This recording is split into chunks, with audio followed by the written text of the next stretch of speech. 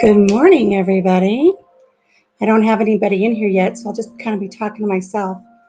But until somebody joins me, but as my very good friend says, I talk to myself most of the time anyways, so what's the difference? So we'll just see if anybody chimes in. If they do, great. If not, I'm just going to talk to myself, and you guys can catch it on a replay, whatever you want to do. But it is, let's see, this is Tuesday morning, and it is the 29th of June. Hey, Crazy Ed's Homestead and Rambling with the Brums are in the house here on the farm this morning. Guys, let me know if the music in the background is too loud. I put it on for the dogs, kind of keep the dogs calm. It's very zen.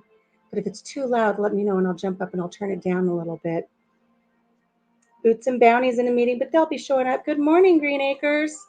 Gosh, thanks guys for joining me this morning. So first topic of the day is I dyed my hair last night, and I had quite a few people over on Instagram saying, oh, I can't wait to chime in and join you for coffee in the morning to see what color you do your hair.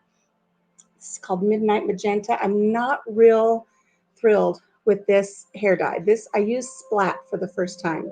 It was very gel-like, and so Splat has left me feeling a little flat. It does not want to hold a curl this morning. But what I do like is I didn't get really good coverage, so in honor of me finding a raspberry patch this week, I'm going to call it chocolate raspberry.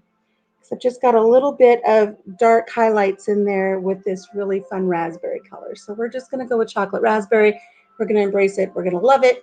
And I'll just go with this one till it dies down, and then I'll pick another color. I usually stick with the pinks and the magentas because I really like them. Thank you. Thank you. Rambling with the brums. I'm gonna tell you guys right now, I had a tooth pulled, and when I talk, I get my words. I don't know, there's a suction it creates where that hole is, where that tooth used to be, and sometimes I just can't say words right. I want to say hi. You know what I don't have? I don't have my readers. Laid up sadly, but I saw you pop up and thought your stories would lift my spirits. Hi, Alex. Again, Alex, let's see. You are from British Columbia, if I recall, correct? And I think you joined us last time, and I'm sorry you're not feeling well. I hope maybe we'll have some fun things to talk about today, and it'll lift your spirits a little bit. Oh, the music wasn't too bad. Okay, good. See how it's all about me? It's always all about me. So the music isn't bad, but let's just go with the hair. Hopefully it's not too bad either. I always go kind of wild. I shared with a couple people during their lives this last week. We were all talking about hair and hairstyles, and I said my oncologist used to do my hair. So I used to be bald. So even before I went bald, even before I had cancer, I was kind of crazy with my hair. Good day, Daz. From Great Britain. Great Britain. I'm sorry. I knew there were two letters, Alex, and I messed them up, but I'm glad you've gotten straightened out on that. Hey, you know what, Alex? Your friend Daz from Australia is here. You guys had quite a few things to talk about last week. So that's great. So again, it's Tuesday morning. I hope everybody's doing well. I stayed up late last night on Boots and Bounties live, and then I didn't get to dye in my hair till late at night, so I've only had 3 or 4 hours sleep, but I got up this morning and I watered the garden. If you haven't seen my latest garden update, you need to check that out. Things are exploding in my garden. I'm hoping Greenacre, I don't remember if he's already seen this latest one or not. My tomatillos are over 5 foot tall. They're insane. They have fruit all over them, little paper lanterns. So I know I'm going to get all kinds of good tomatillos and make some salsa verde. You've been busy. I know you've been busy, and you've been battling those beetles. I'm sorry about that. Rambling with the Brums is from Ontario, Canada. Look at this. So we have Australia, Great Britain, and Canada in the house here at the farm this morning in our 1902 farmhouse. You're growing a jungle. I'm starting to feel that way. I really thought, how it is. We all know how it is for those of you who are gardening or doing even container gardening. You start with this surface and you put your little seedlings in. It's like, oh, I've got so much more space. But you know better. You know not to overload it. And this year in I think it's a 5-foot trough, a 5-foot stainless trough, I only put 4 little Roma tomatoes, and they were so little when they went in. I thought, oh, they just look so lost in there. But I've been training them to grow up a cattle panel. And then just for fun, it's like, well, I'm going to tuck in a little marigold here, and I'll tuck a little marigold there to kind of help with pest control. And it's like, oh, I've got a basil, and I'll put a little basil over here. The whole thing has exploded. There's no room. It's just 4 plants was too much. The marigolds are starting to come up. It's going to be so full, it's going to be almost impossible to harvest. But I've been pruning where I can. I know I'm not supposed to prune determinates, but I've been taking off some extra leaves just to allow some airflow and to get some space in there.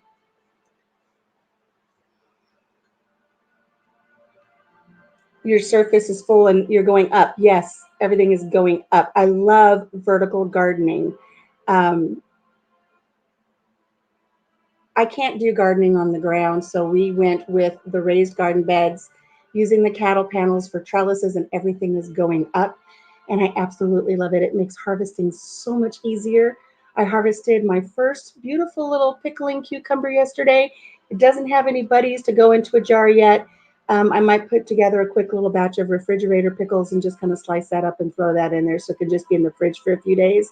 Not a fan of raw cucumbers. I don't know why. I've never liked them. I will drink some cucumber water every once in a while, but I don't like raw cucumbers. When I take those fresh cucumbers and put them in a brine and put them in the fridge, I love how they're pickle, but there's just a hint of that cucumber taste that I'm learning to appreciate a little bit more as I get older and also as I garden. Dash, your dog is barking at kangaroos. I love that. Absolutely love that. Oh, I'm sorry, Alex, that you're accident prone. You know what? You and I'm right there with you. I fall upstairs and I choke on my own spit. So, and I don't have my reader, so it's going to be difficult for me to read all of your chats today unless I jump up, run into the living room, and you'll hear my little slippers go shuffle, shuffle, shuffle, shuffle, and then shuffle, shuffle, shuffle back, and then I could put my readers on and at least see what everybody is doing. Thank you, Alex. You like this new? Do you see how flat it is? Usually I can hold a curl, so I don't know if it's just because we are very humid here today in Iowa. We're going to have high humidity. We're going to get rain later on today. I don't know if it's the humidity or if it's just this new hair dye. You know how, for those of you who dye your hair, when you dye your hair and you put that conditioner at the end and it feels nice and silky and it's just soft. This just kind of feels like there's still gel in there. I've washed it twice. Go grab my readers. Hang on, I'll be right back.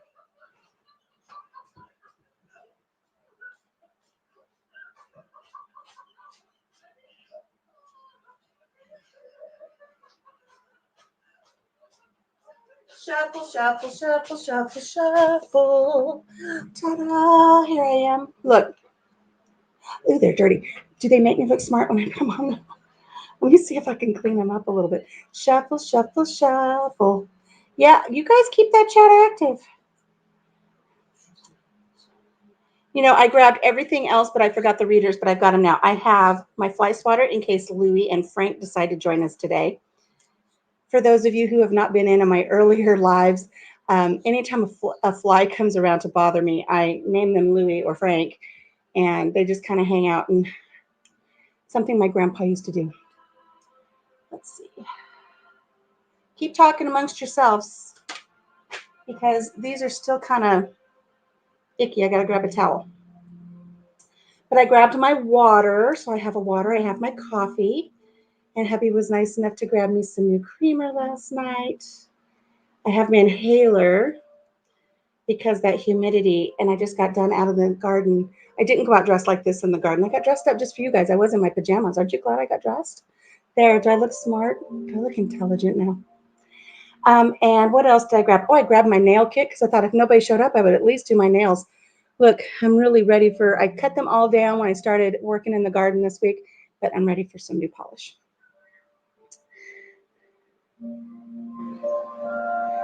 Am I getting any decent rains lately? I do look smart, thank you. It's artificial intelligence. You know, we've gotten some rain. I just bought a rain gauge this week, and it's a cutesy one, and I kind of have it set up in a cutesy place, and it's recording a little bit, but nothing significant. Um, I think, you know, our rain totals are very low here, but it's enough where I didn't water yesterday. I watered today, knowing that we have about a 40% chance of getting rain tonight. Tomorrow is going to be hot, no chance of rain. I think I might be able to finally mow after about 2 or 3 weeks. Our grass was so crunchy and dead, just like that, that I knew I dare not mow it. I'm letting it grow and get some of its health back. But I've got some places where I need to mow because you can't see the landmines with the dogs when the grass gets too high. So one of the things I said I was going to talk about is our contest. If you haven't entered our contest yet, here at Country Mama Musings, go back in my channel and find the video for the barn quilt contest. Today's the 29th. Tomorrow's the 30th. April, May, June. So tomorrow's the last day of the month, isn't it? Um, so that's the last day to submit your entries. It's free to enter. Doesn't cost you anything. You just go to my email and submit a barn quilt. If you don't know what a barn quilt is, I give you a little bit of history in that video that I do, but I really would like to encourage you to look and see what a barn quilt is, learn about the history of it, and then find a pattern that you think best represents our farm, represents my personality, something in the garden, and I will be looking at all of the entries, and we will be choosing one to paint on the side of our 100-year-old corn crib. Actually, this farm's 1902, so that corn crib is probably, what, 119 years old. So it has withstood straight line winds and a direct hit from a tornado that hit the farm in 1960. And I just kind of want to honor it and its tenacity by painting a beautiful barn quilt on it. Whatever entry is selected, I will also be painting a barn quilt for you and sending it to you as my thank you. So, so that everything is fair, I will be putting all of the submissions into a photo album digitally, and then I will show them to my husband, and together we will choose a winner based on some factors that I don't want to share because I don't want to stack the deck for anybody who's going to be turning in any late entries. But that way it's unbiased. My husband doesn't know all of you. He knows of some of you, but he doesn't really have an online relationship with a lot of you. So it's not like he could say, hey, Susie submitted, so I'm going to pick Susie's because I like her. It's going to be fair. Yes, Green Acre. The Green Acre is having a really nice giveaway as well. If you're raising a garden, if you have a garden going this year, go over to the Green Acre, find his video about his contest that he's got going. He is asking for everybody to just simply submit some pictures of your garden. He'll be highlighting some of them and he'll be doing a giveaway. Correct me if I'm wrong, at the Green Acre. And forgive me, I forgot your first name again. I did it last time too. Um, I think you have 8 entries so far, but if you get to 10, you'll do 2 giveaways. So he just needs a couple more. If you have a garden going that you're proud of, send some pictures over to him. Good morning, Simply Jan. Welcome. I'm glad you're here. We were just talking about some fun things here on the farm happening. Just going over my barn quilt contest. So because of the rain, I haven't been able to go out to the corn crib, but I do have everything ready to score out my grid. It's going to be a 6-foot by 6-foot barn quilt that I'll be painting. And I can't complete my grid until we pick a winning entry because I'll need to know if I need to make 6 across or 8 across. And if any of you quilt or if you've ever drawn on a grid pattern paper or something, you understand what I'm talking about there. Greenacre, how many entries do you have now? Are you still sitting at 8 for your contest? And you guys, you should see the things that he is giving away in his contest. I believe it was some. Don't tell me. I believe possibly some honey, maple syrup that they make, maple sugar, I believe, and some other things. I don't quite remember. I just know I was so excited to see his contest. It's really going to be great. So head on over not only to the Green Acre for his contest, but head on over and find my contest and enter. I don't know how many entries I have. I think I have probably 12 or 15 entries so far, and I'll be choosing from those. And then in July, I'll start painting. My goal is to go out every morning and just paint a square. And if I do an 8x8, that'll be 64 squares. So it's going to take me a couple months to get it painted. Um, and that's going to have to be dependent upon weather and everything else. But when it's done, it's going to be beautiful. And I'm hoping that it will last for decades. So if you join me for my first live, I was I was talking about everything that I brought to the table for my live, and I actually brought a rock. And I had shared with some of you that were in that first live. It's like, well, if nobody shows up, I'll just sit here and I'll paint my rock. Just like I thought if nobody showed up today, I would just paint my nails. But I had this rock, and then Kelly over at Roost and Rescue, she started kind of poking fun about how I showed up to my live with my pet rock. And it's not a pet rock, it was just a rock, but I was going to paint it. So I am done painting it. I have the polyurethane coating on it. I'm going to show it to you, give you a little sneak peek, because I haven't put my video together yet, because I'm still waiting for a beautiful bit of sunshine where I can go out and place it in the garden where the sun will shine on it and show all of the beautiful colors. I've got metallic gold in it, and I did put the polyurethane on so it's shiny. So if you didn't catch what I was doing earlier, I had planned on painting a mandala. And a mandala is just this beautiful series of dots that makes a beautiful pattern. Kind of reminds me of henna tattoos, which I absolutely adore. I'm telling you guys right now, I'm knocking on wood because my cancer right now is behaving itself.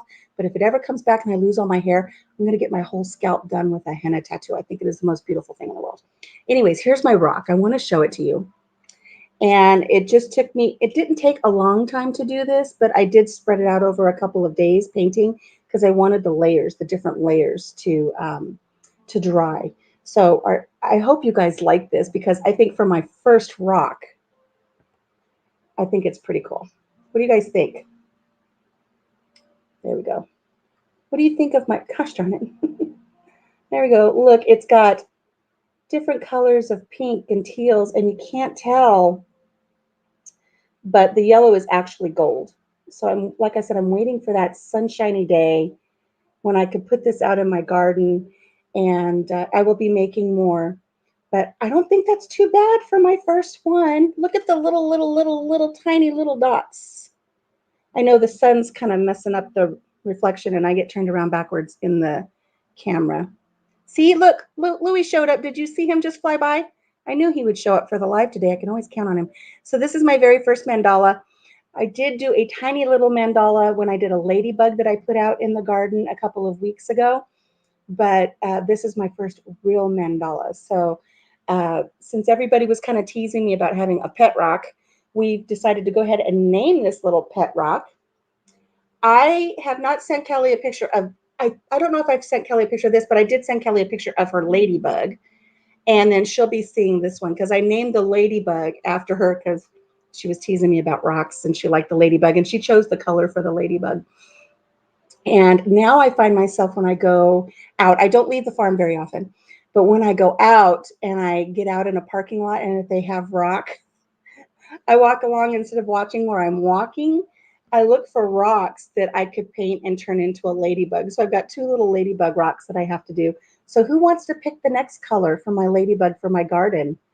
I have a teal ladybug out there. I have an array of paint colors. So the first person who jumps up with an acceptable color for a ladybug, I will paint that next ladybug in that color. And I know I'm behind on my chats because I just talk and talk and talk. Somebody says hello rambling, and I thought they were talking to me like because I'm just rambling on and on and on. But I realize what they're doing. Orange, rambling with the Brums. Okay, rambling with the Brums. Orange it is. Jan, I'll do purple next. I'll do a periwinkle with some purples and blue shades. I got the teal blue, orange and yellows. Boy, you guys. I'm going to be doing a lot of ladybugs, but the first one up, and I didn't bring anything to write with, but I will try to remember this, is Rambling with the Brums. We're going to do an orange ladybug next. And They're just little. They're only on rocks about this big and they're oval. And I'm also doing a video to show you how I did that one too. Yay! Casey's here. Shake your booty. Shake your booty. For all of you who know, I cannot remember names to save my life.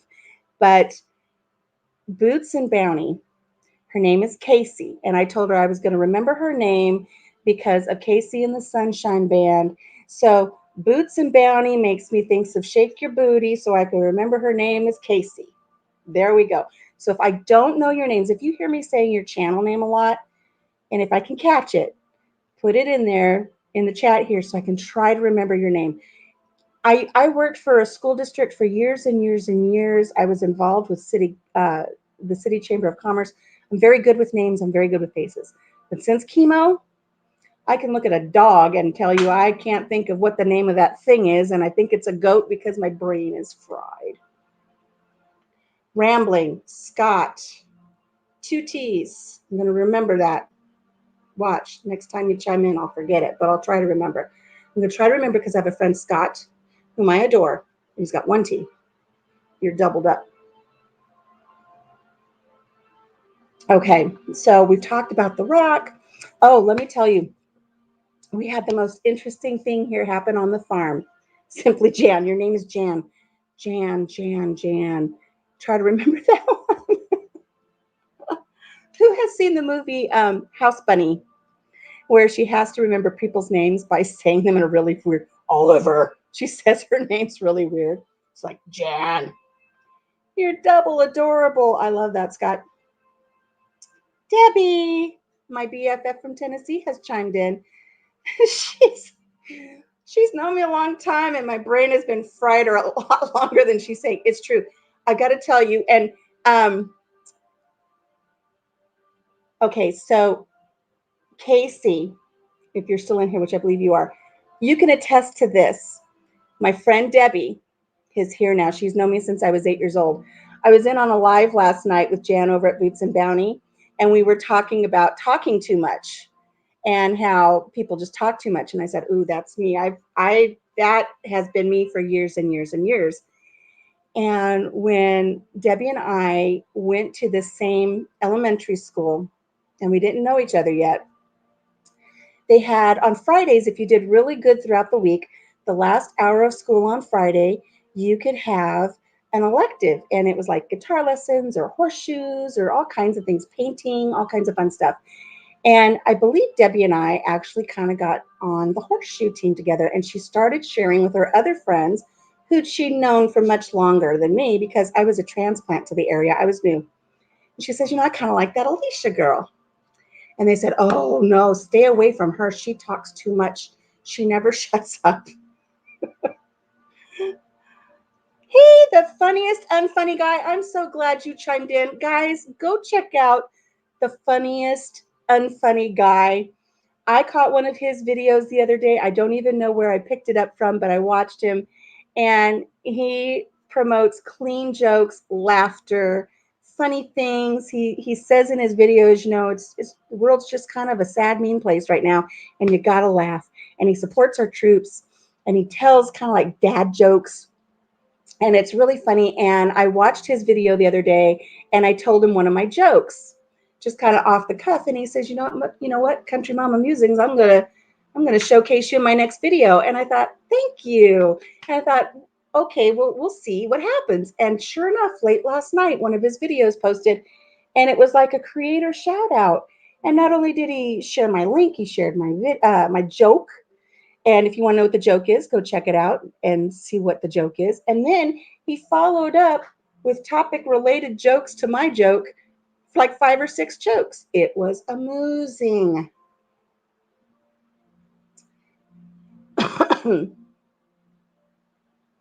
I do laugh often. Thank you, funniest unfunny guy. You got to run.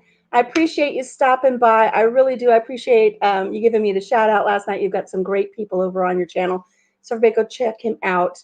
Like I said, they're just like some great dad jokes. My husband watched you this morning, unfunny guy, and he just had a smile on his face the whole time, and he really enjoyed watching your video.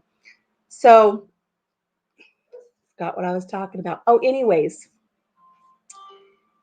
so Debbie, my very best friend there, who's chiming in from Tennessee, they warned her stay away from that girl, and I'm so thankful she didn't listen because we have been through everything together, from the happiest moments in our lives to the saddest moments in our lives, and she knows everything about me.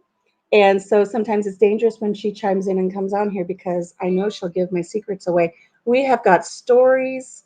People are chiming in on some of the stories that we had when she and I did a little coffee chat this morning. When she came up in April for my birthday, we did a couple coffee chats, and people are chiming in and saying, "Oh, I remember this, and I remember that." And some of the funny stories I remember, and some of them I don't remember, but they certainly sound like me. So, true about talking in elementary school, some things never change. Oh, your grandbabies are coming over to make ice cream, Debbie? That'll be fun. I wish you had some of my fresh berries. That's what I was talking about before everybody chimed in. So, we bought our farm about 7.5 years ago, and we have walked this farm several times. We have a big grove of ash trees and walnut trees and pine trees that take up probably half of our acreage. We're on about 5 acres. And we've walked back there several times. We used to have a little trail back there. And every once in a while, I would see little berries that were growing close to the ground, and they were like thimbleberries. But it's so dense and so thick back there that I've never gone back there to pick them because the mosquitoes and the ticks are so bad. So my husband, a couple of weeks ago, he says, back there behind our tool shed, and I just posted a video for this yesterday. You'll have to check it out so you can see just what I'm talking about. He says there's this really weird plant growing back there. And I thought, well, that's strange. So I went back there and I looked at it and I saw all these canes growing up and over. And I said, oh, those are berries. We've never had berries there in 7.5 years, even last year, because that's where we go to take our trash. And so we pass by there every few weeks to do things here on the farm. And I'd never seen it before. We didn't even see the canes growing last year. So they've been there at least 2 years because this is the second year and we have fruit. Your canes don't grow fruit the first year, only the second year. And I said, those are berries, leave them alone. And unfortunately, he had already taken the tractor and smashed about 5 feet of canes and broke them, but gave me access to do some picking yesterday. I said, leave them alone. Those are going to be some kind of berry. So I went out this week and looked, and it is just full of berries. And so we did a lot of research because we'd never had them here before. And I picked one and I gave it to him, and he says, oh, that's really good. So I picked one and I ate one. I said, it is really good. And then I ate like 5 more. And then we went into town, and I said, if I keel over and start frothing at the mouth, let the emergency room know that I ate 5 or 6 of those berries because we don't know what they are yet. But we did a lot of research, and we have determined that they are wild black raspberries. And there is just a plethora of these berries all over back there. I'm telling you, that patch is 10 feet deep and about 30 to 40 feet long, just full of berries.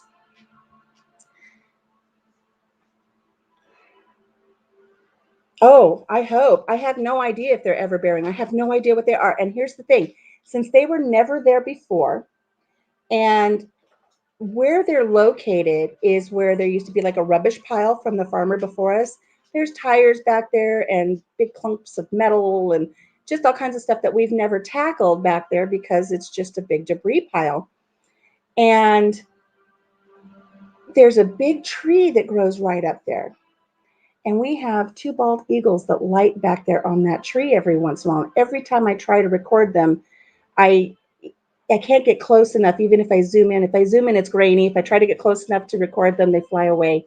But we do have two bald eagles that like to light on that tree back there. And so my theory is that they were lighting back there on that tree, and they pooped some berry seeds down into that area where it's just overgrown with stuff now, and they took seed, and then we started getting all of these beautiful, beautiful blackberries.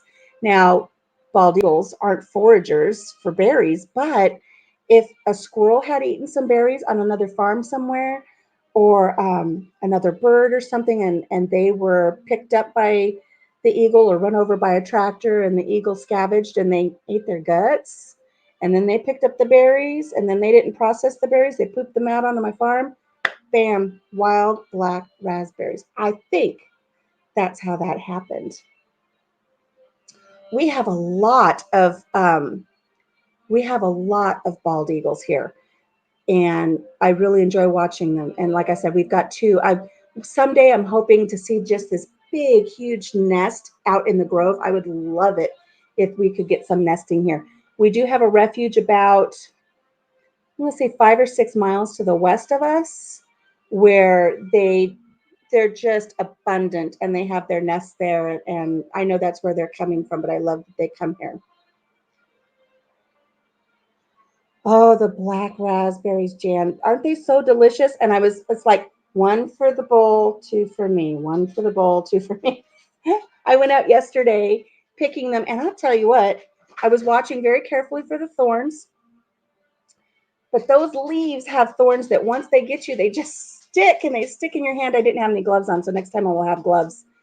But I actually ran out there yesterday in my pajamas because I just got so excited. I ran out with a bowl and in my jammies, and I ran out there and I picked what I could. It's so deep, I can't reach where there's all of this beautiful fruit I can't reach. So I'm thinking about, putting my Kevlar suit on and going back there with a ladder and seeing if I can stand on the third ladder up the third rung and just reach over and pick some of the ones that are black. When I get a cane that has all of the fruit gone from it, I'll cut it at the base. Oh, but now Green Acre saying maybe it's everbearing. Maybe I shouldn't cut them. I don't know. We'll have to see. Maybe I won't cut them this first season and see if more come. And if it doesn't look like more raspberries are going to form, then I'll cut them. And then I'm going to cut the new canes, the new growth, from what I've researched, at about 4 feet, and then we'll get some growth there. The thorns, I know. There was more, but Casey ate them.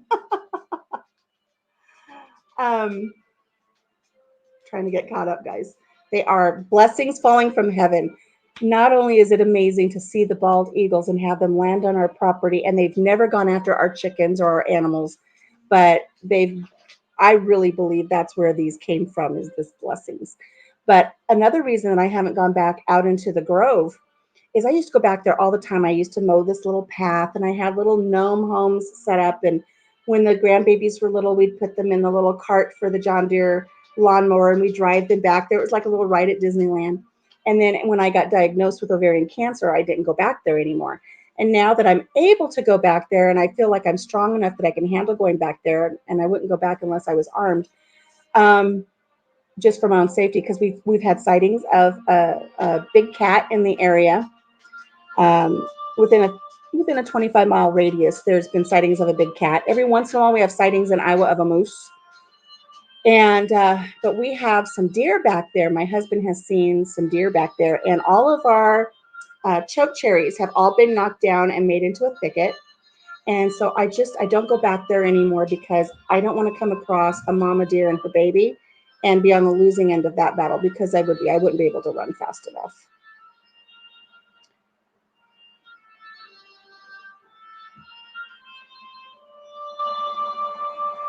So I'm very excited to get my black raspberries. And yesterday, just picking along the edge and eating some, putting in the bowl, I got a full pint. So I have a pint in the freezer. I rinsed them off. They're in the freezer, and I'll go out every couple days, pick what I can get.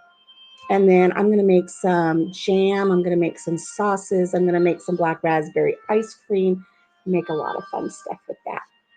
So, in other news, I don't know if you saw our video where we were sexing our baby turkeys, our little poults.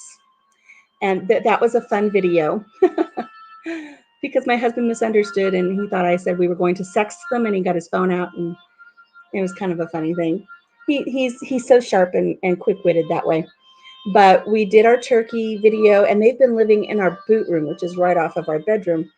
And I get up in the middle of the night and I check on them. I try to be a good turkey mama. We have a chick in there that somebody had hatched. Define big cat, like a mountain lion? Yes, like a mountain lion, a cougar. It's been sighted the last couple years in our area, and it actually walked through a town south of us a couple months ago. Just walked right by somebody's house. So It's the first video you saw. I love it. So our little turkeys, they've been in the boot room for quite some time, and they kick all of their stuff. They're in a little playpen, and they kick it all out. And I check on them every day, and we have the one baby chick, like I was saying, and the baby turkeys, and two keats. We have two guinea fowl in there too, and so I've been talking to them every day. I say chit chit chit chit or buckwheat buckwheat. I'm trying to determine if I have boys or girls, and they're not talking to me yet. But we finally moved them outside, and I've been such a nervous wreck this whole time because we've been weaning them off their heat lamp, and we've had these hot days, but it's kind of dipping down cool in the evenings and overnight. And so I was worried if they would be okay, but we did successfully get them all moved out to the coop. They are in a large dog crate out in the coop up off the ground, and they have all their protection, and they have their water and their food, and they have some roost to get up on. And so they're moved out there now so they can get acclimated to everybody out there. And I was such a nervous wreck that first night, and I made my husband go let everybody out the next morning because I didn't want to open it and see them all frozen on the bottom of their cage, but they did good. Ooh, 1 cup cobbler. I don't know how am I gonna. If you guys can send that to me in a message or in an email, I'd appreciate that cobbler recipe, and I will make it in my sun oven, and I will feature it in a video. How's that sound? But I don't know if you guys can help me with this. I've gone back and I've checked my lives for things, and I can't seem to pull up the chat. I don't know what I'm doing wrong. But if I can get the chat pulled up and then I can get that recipe, I will do that recipe on a future video, and I will do it in my sun oven. And if you guys don't cook with a solar oven, you are missing out. I love it so much. I love baking fresh bread and cobblers and roasting vegetables out there. I've done all kinds of things in my sun oven. I just absolutely love it. So make sure that you get me that. Cooking emergency. What can I use instead of cornstarch to make peach syrup? Arrowroot. I imagine you don't have any arrowroot. Cornstarch, you can usually, I don't know if you can use flour for that, but usually that flour is a thickening agent. If anybody can help Debbie out with that, she's making some peach syrup. You're using fresh peaches and you're going to be canning this, right, Deb? But you need corn syrup. You might want to just run down the store and grab some corn syrup. I'm not quite sure what you would want to do with that. So we'll ask everybody if they can chime in. I know that maybe Boots and Bounty can give you some tips on that, what you could do for that syrup. If you were just making something like gravy or something, I'd say use flour, but I don't think I would suggest that for a syrup. Oh, hey, thanks, Boots and Bounty. I won a sticker on their show last night, Boots and Bounty. Go check them out. They are a fun couple. You got to check it. If you can check out their last live, there's a surprise little blurb in there for his Father's Day gift. I think they're amazing. And now that Casey and Steven are possibly in here, I told them he has a pair of underwear with a hammer on them. Okay. That was his Father's Day gift with his hammer. And I said, my husband has one with a jackhammer. And Casey's like, I've never seen that before. And it's like, well, because it's a jackhammer. She didn't get my joke. Wheat flour, arrowroot, potato starch, tapioca, rice flour, ground flaxseed. Coming from Google, not her. Debbie just moved to Tennessee. I don't know that her pantry is stocked yet, so I don't know if she has any of those things. But Debbie, if you do, try some of those. If not, you might just want to have somebody run up to the store and get you some cornstarch. It's always good to have cornstarch, especially since you're living where it is so humid now. Debbie's a California transplant, so she's gone from California in that dry heat with low humidity to Tennessee, where she's just drenched in buckets of sweat all day long. Use the cornstarch for other things besides cooking. Put some in your bathroom, just kind of put it on your skin. It kind of helps you feel a little bit. Oh, Dad, you haven't missed much. You've missed me talking about Steven's underwear over at Boots and Bounty. How is that for an intro back into the conversation here? I got a hair tickling my nose. So, Debbie, try that. Okay, what else can I talk about? We were talking about getting the turkeys moved over. So I'm very happy that the turkeys are moved over. And I think what I'm going to do, once the turkeys are old enough, we'll move them out into the new run that we built last week. And I'm working on editing that video. We put a new run up. And then I think once the turkeys are acclimated and the keats are acclimated, I think I might just keep the keats in there. I don't want my guinea fowl to run off, but they're imprinted with my turkeys. So we'll see. I'm so excited to have guinea fowl here on the farm. And I know people are say they're loud and obnoxious, and I myself am loud and obnoxious. So I don't mind. Um, I know when I was up doing my hair this morning, it was well after 2 o'clock in the morning, 2:30, 3 o'clock, and the rooster was crowing, and he crows all night long. So if I can handle the rooster crowing all night long, I think we'll be able to handle our little car alarms that will be out there in the orchard. And speaking of the orchard, Phoebe is back. And some of you who are new to my channel may say, who's Phoebe? What's going on with Phoebe? What is this? We have, when we got our first little set of turkeys, they kind of had names. They were Mr. and Mrs. Turkey, and then I came up with a couple other names for them. But one day I walked outside and my male turkey was out there, and I said, "How you doing?" And he went, and I started talking like Janice. You know, Janice from Friends. She's so annoying. But I started saying, "Hey, you're so beautiful. Oh my God." And when I would talk to him that way, he would talk back to me. And so I named him Chandler because Chandler had that girlfriend, Janice. And I would go out every day and I'd say, "Oh my God, you're so beautiful." And he would go, blah, blah, blah, and he'd talk to me. And I just loved him. He would come up, he would get out of the orchard every day and come up here on the deck and get up on a blue chair and sit in our window, and he would join us every day for coffee, or he would sit there in the evening. And even if storm was coming, if it started snowing, he would sit there and watch us and then fall asleep. He would tuck his head under his arm and fall asleep. And if the weather got really bad, we'd have to go out there, pick him up and carry him into the coop and put him in for the night. And so we had Joey, or I'm sorry, Chandler, and then we named the girl Monica because they ended up getting married and they were their own little love story. And hey, Coffee Angel Crafts, how are you doing? Yes, guinea fowl will be great for tick control, and we do have ticks back there, so I'm hoping that they could get one guinea fowl could eat up to 4,000 ticks a day. So I'm really hoping they'll clean things up back there. So anyway, so we had Chandler and Monica, and it was this little love story, and they palled around for months and months and months. We got them as young poults from my neighbor. And then one day in January, I found Joey in the coop, and his head was hanging low and his wings were hanging low.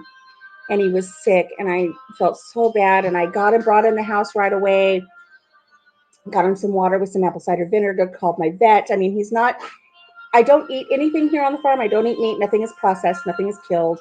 So he wasn't a turkey to be eaten. Actually, we actually got him to keep him from being processed. And he was my pet, and I loved him. And he got very sick, and I was actually on the phone with my friend Debbie, and I was talking to him, and he died while I was on the phone with her. And the vet suspects that he had not contained and not gained, contracted a respiratory issue, possibly pneumonia. And so he died, and I was heartbroken, absolutely heartbroken. I just bawled over that turkey. And I told my husband, no more turkeys. That's it. I can't handle the heartache. We have rescued well over 100 animals here at this farm. And they come here as rescues or rehomes, and they stay until their end time comes. They're naturally, and they live without the fear of being used as beasts of burden or being processed. They're just here to live their life. And every time there's a death, I take it very, very hard. But that turkey, I don't know why that turkey hit me so hard. And I told my husband no more. But then I was contacted by a neighbor, and she said, I've got this tom turkey, and he's being picked on by the other turkeys, and they were pulling out his tail feathers, and he was a sad-looking little guy. And she said, can you take him to your farm? Do you want him? And because they're just going to keep picking on him. And I said, okay. So I ran and got him. And I named him Joey because that's another Friends character, Joey. So we have Joey and Monica now. Instant love. They were only together a few days before she went off to lay some eggs and sit on them for 28 days, but they weren't viable.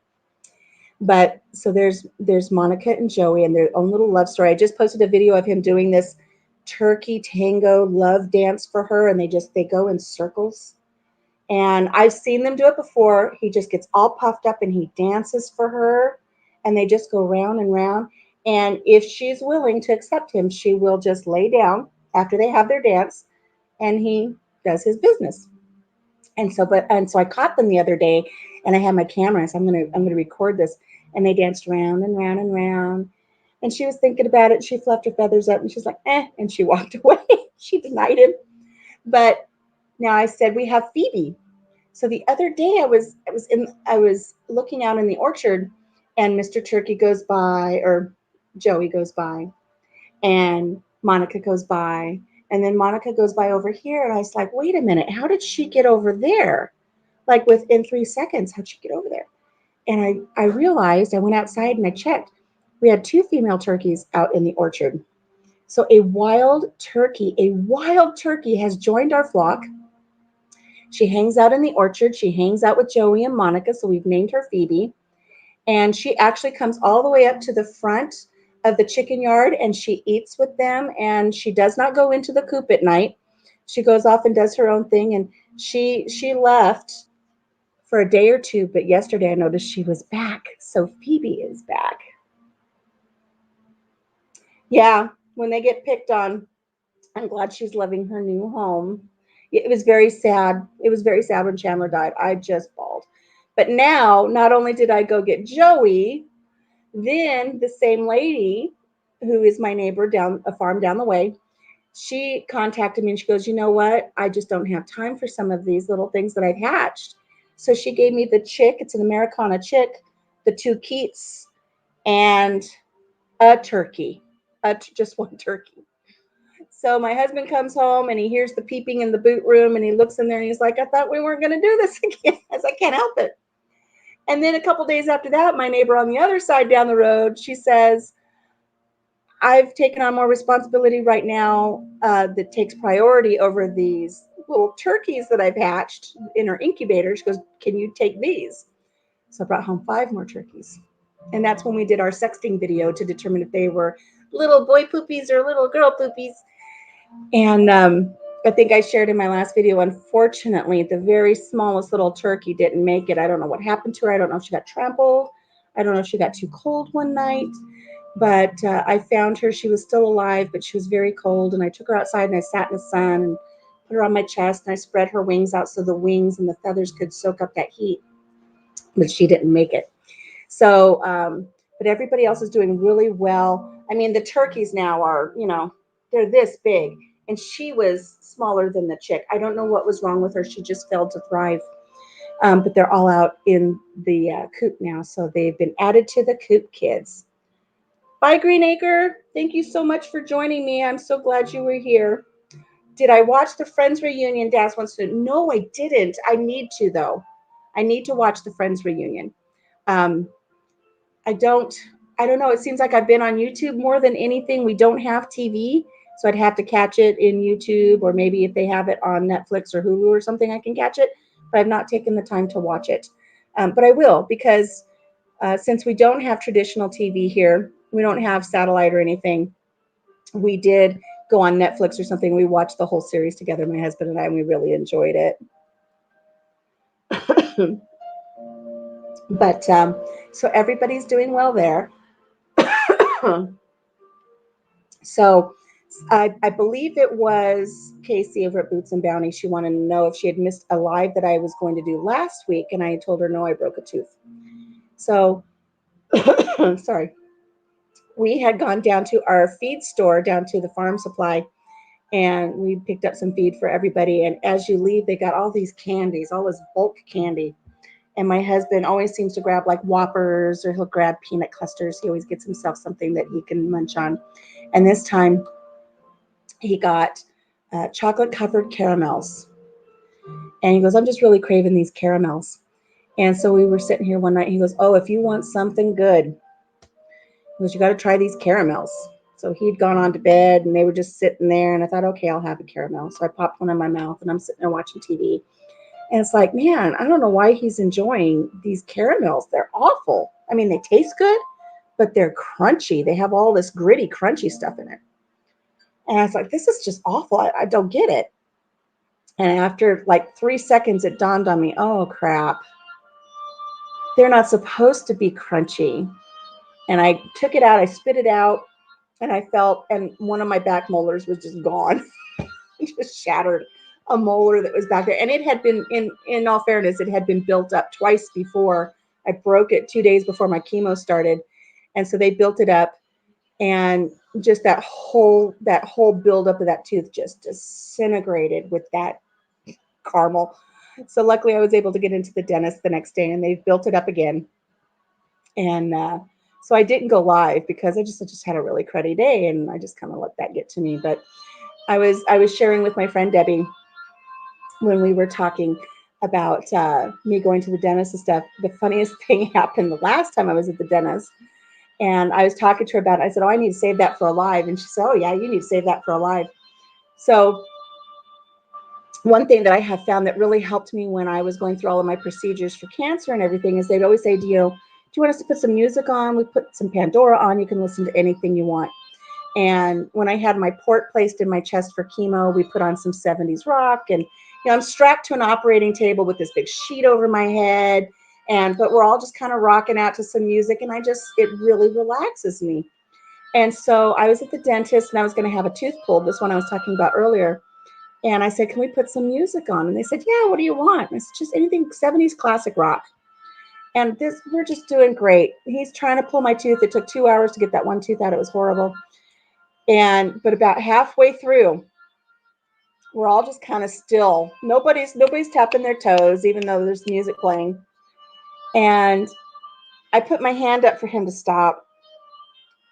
I said, "I can't do this right now." He said, "What's wrong?"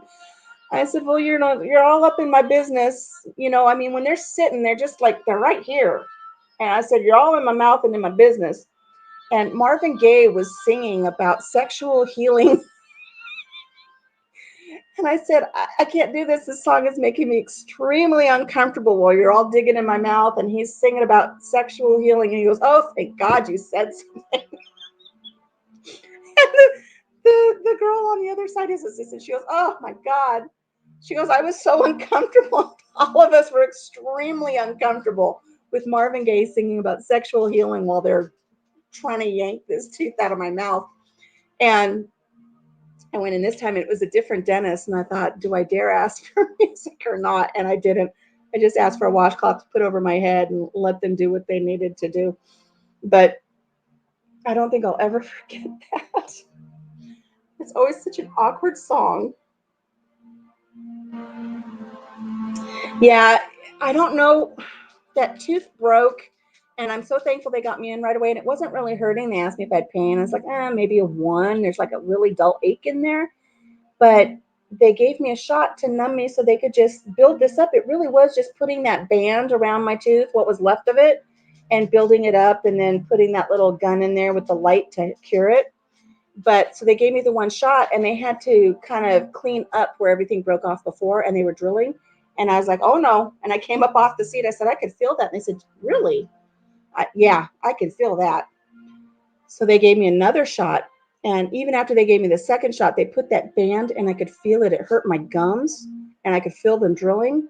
And I even came up off the chair a little bit when they did that light, and they said that light shouldn't hurt. But it did. So for some reason, I could not go completely numb. I could touch my cheek and my tongue, and you could feel they were numb, but I could still feel pain. So I don't know what the deal is with that. So I don't think I'm going to be letting them do a root canal and put a crown on there if I can't go numb. What else is going on? What shall we talk about? Somebody give me some ideas. Let's see. I picked my first cucumber. I think I told you guys that I already picked my cucumber. My tomatillo plant. Oh my gosh. In my last garden update, I kind of peek out from my tomatillos because they were up to here on me. And I went out after some rain the other day, and they'd all flopped over. I had a tomato cage around them, but they all flopped over. Hi, Garden State Gardener. I'm talking about my tomatillos. If you guys haven't checked out Garden State Gardener, he has an awesome channel about all things gardening and seeds. And he eats those. His son will bring him jelly beans, and they're the Jelly Belly jelly beans. And you don't know, is this popcorn or is it vomit? And he plays right along and he eats them. Did you like those raspberries, Jazz? Aren't they amazing? Garden State Gardener, if you get a chance, go check out my little video on the raspberry bushes that we found on the farm a couple weeks ago. They are new to us. We've lived here 7.5 years. They weren't there before. They're just full of it now. So, um, right out of my brain, what was I talking about? Tomatillos. Tomatillos. So we have these big, huge cages that are handmade. I think they're 6 foot tall, and it's just sections of some firm fencing that they cut, and then they make little loops to close it. So we went out to the corn crib and we grabbed one of those cages and we fed it down over and around that tomatillo. So now the tomatillo is secured. It has a couple more feet to grow, so that thing's going to get to grow with the pot that it's in, and at the top it's going to be able to grow 7 feet before it flops over, and by then it should be, if it flops over after that, I don't know what to do. But we have so many flowers on that tomatillo plant, and I have the little paper lanterns starting to form, so we're going to have tons and tons of tomatillos to harvest this year, and I'm going to make all kinds of salsa verde. It's going to be so good. Vomit jelly beans, yes, vomit jelly beans. And Garden State Gardener, he handles it so well when his son brings him these jelly beans, and he's a trooper. I wouldn't do it. I know there's one that's either, and I know this because I bought this little set, these jelly beans for my grandson for Christmas one year, so he could, torment his family, but not grandma. There's one that's like, it's either marshmallow or it's barf, or there's one that's either like green apple or boogers. It's just the grossest thing. I'll let everybody else handle that. Um, I need to find me some jelly beans. I miss jelly beans, but they have gelatin in them, and I don't eat gelatin, so I'm trying to find something. I saw the other day that Walmart has marshmallows that don't have gelatin in them, and I miss having s'mores. I'd love to have some of those marshmallows. I checked our Walmart when we went into town, and they don't have them at this little Walmart. Our little Walmart's so little. And you know what? Talking about the big box stores and all that other stuff, what are you guys experiencing in your area as far as the stocking of shelves and supplies and stuff? Are you guys starting to see some changes down where you live? Biddy Boo! Biddy Boo's in the farmhouse. Hey, Biddy Boo. It's okay that you're late. I'm late to yours all the time. I am always late to the party. Always late to the party. Biddy Boo, correct me if I'm wrong. It's Dana, correct? I'm trying to remember everybody's name. And Garden State Gardener, I can't remember yours. I remember your son, and that starts with a J. I'm not going to say it because he's a minor. I have such a hard time with names, but I think Biddy Boo. Son slipped you a grass-flavored jelly bean, and that was enough for you. There's a video, there's a channel that I follow, and if you haven't seen it yet, it's really fun. It's Jim's Kitchen. And he drank, and also MT's Homestead, they did this too. They drank the flavored sodas, and one of them was grass. It was grass, and then MT's did like ranch flavored soda, and go check them out. They've got some funny things. Yes, it's Dana. I'm good. You have some shortages where you are, Biddy Boo? We're starting to see them.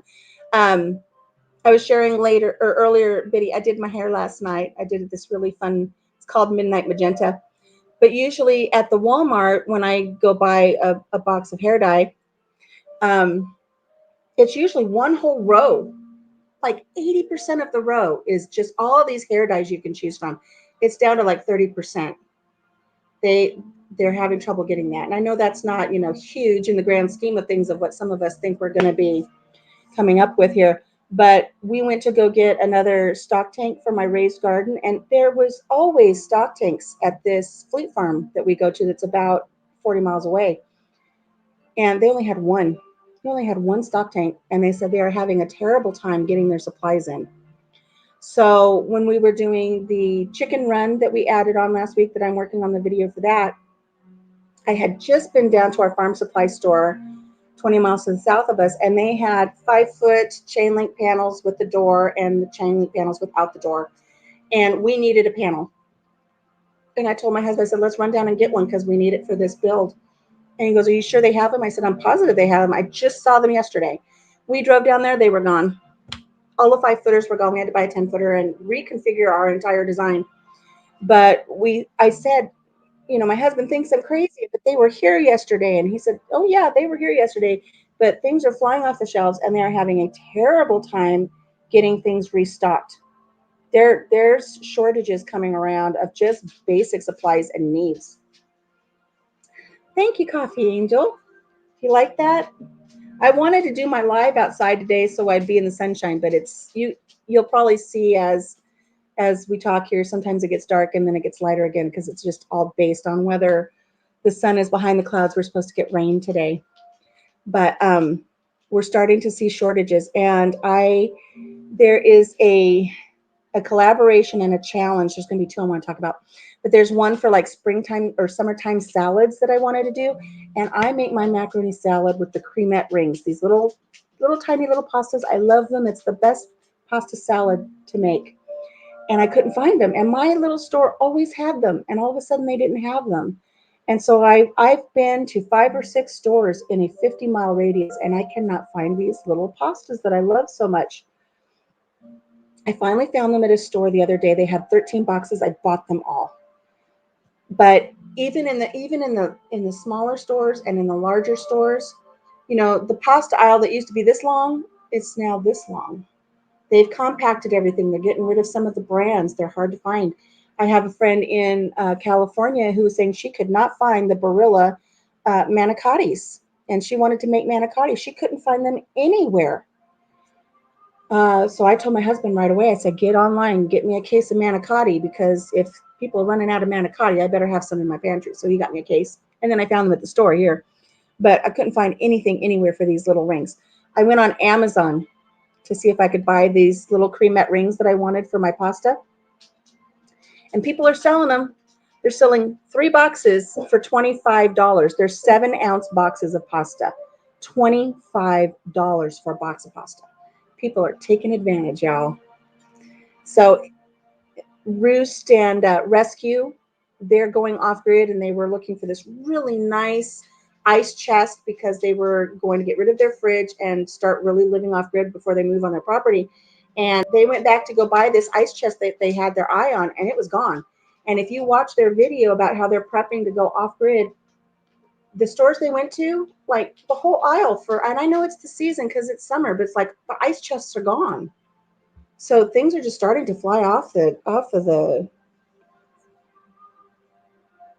inflation is starting to hit big time. Yeah, they know people who want that pasta, they're going to pay anything, and I'm not willing to pay anything. I actually made that pasta for a barbecue we had for Father's Day, and I used the little shells. It wasn't the same. I mean, it was still edible and it tastes the same, but there's something about the different sizes and textures of the macaronis. And I'm going to be doing a video on that pasta salad so I can share it with that collaboration. So guys, keep your eye open for that one. But unfortunately, you might not be able to get the rings, and you might have to use the little pastas, the little shells. But if you go to the store and you see cremette rings, 7-ounce boxes, grab them, because I contacted Cremette. They were very elusive. They said, oh, they'll be restocking them. Walmart.com had them for a good price, but they were out of stock. You couldn't get them. And I've been checking, I've been refreshing to see if I can find it. Now it's gone. They don't even show that they're going to get them anymore. So if you happen to like those, grab them while you can. Is James in the house? James, where you been? James, I missed Cha-Cha. I noticed she wasn't in our little Instagram chat anymore. So I hope everything's okay. I hope she's feeling better. Coffee Angel Crafts. I'm going to start making my own pasta. I have a beautiful KitchenAid. Her name is Ethel. Beautiful little KitchenAid that I got. And I'm Lucy. She's Ethel. And I want to get the pasta attachment. And I was watching somebody the other day just make sheets and sheets of pasta and then cut them and set them out to dry. And she stocked her pantry with all kinds of stuff. And I want to make my own noodles.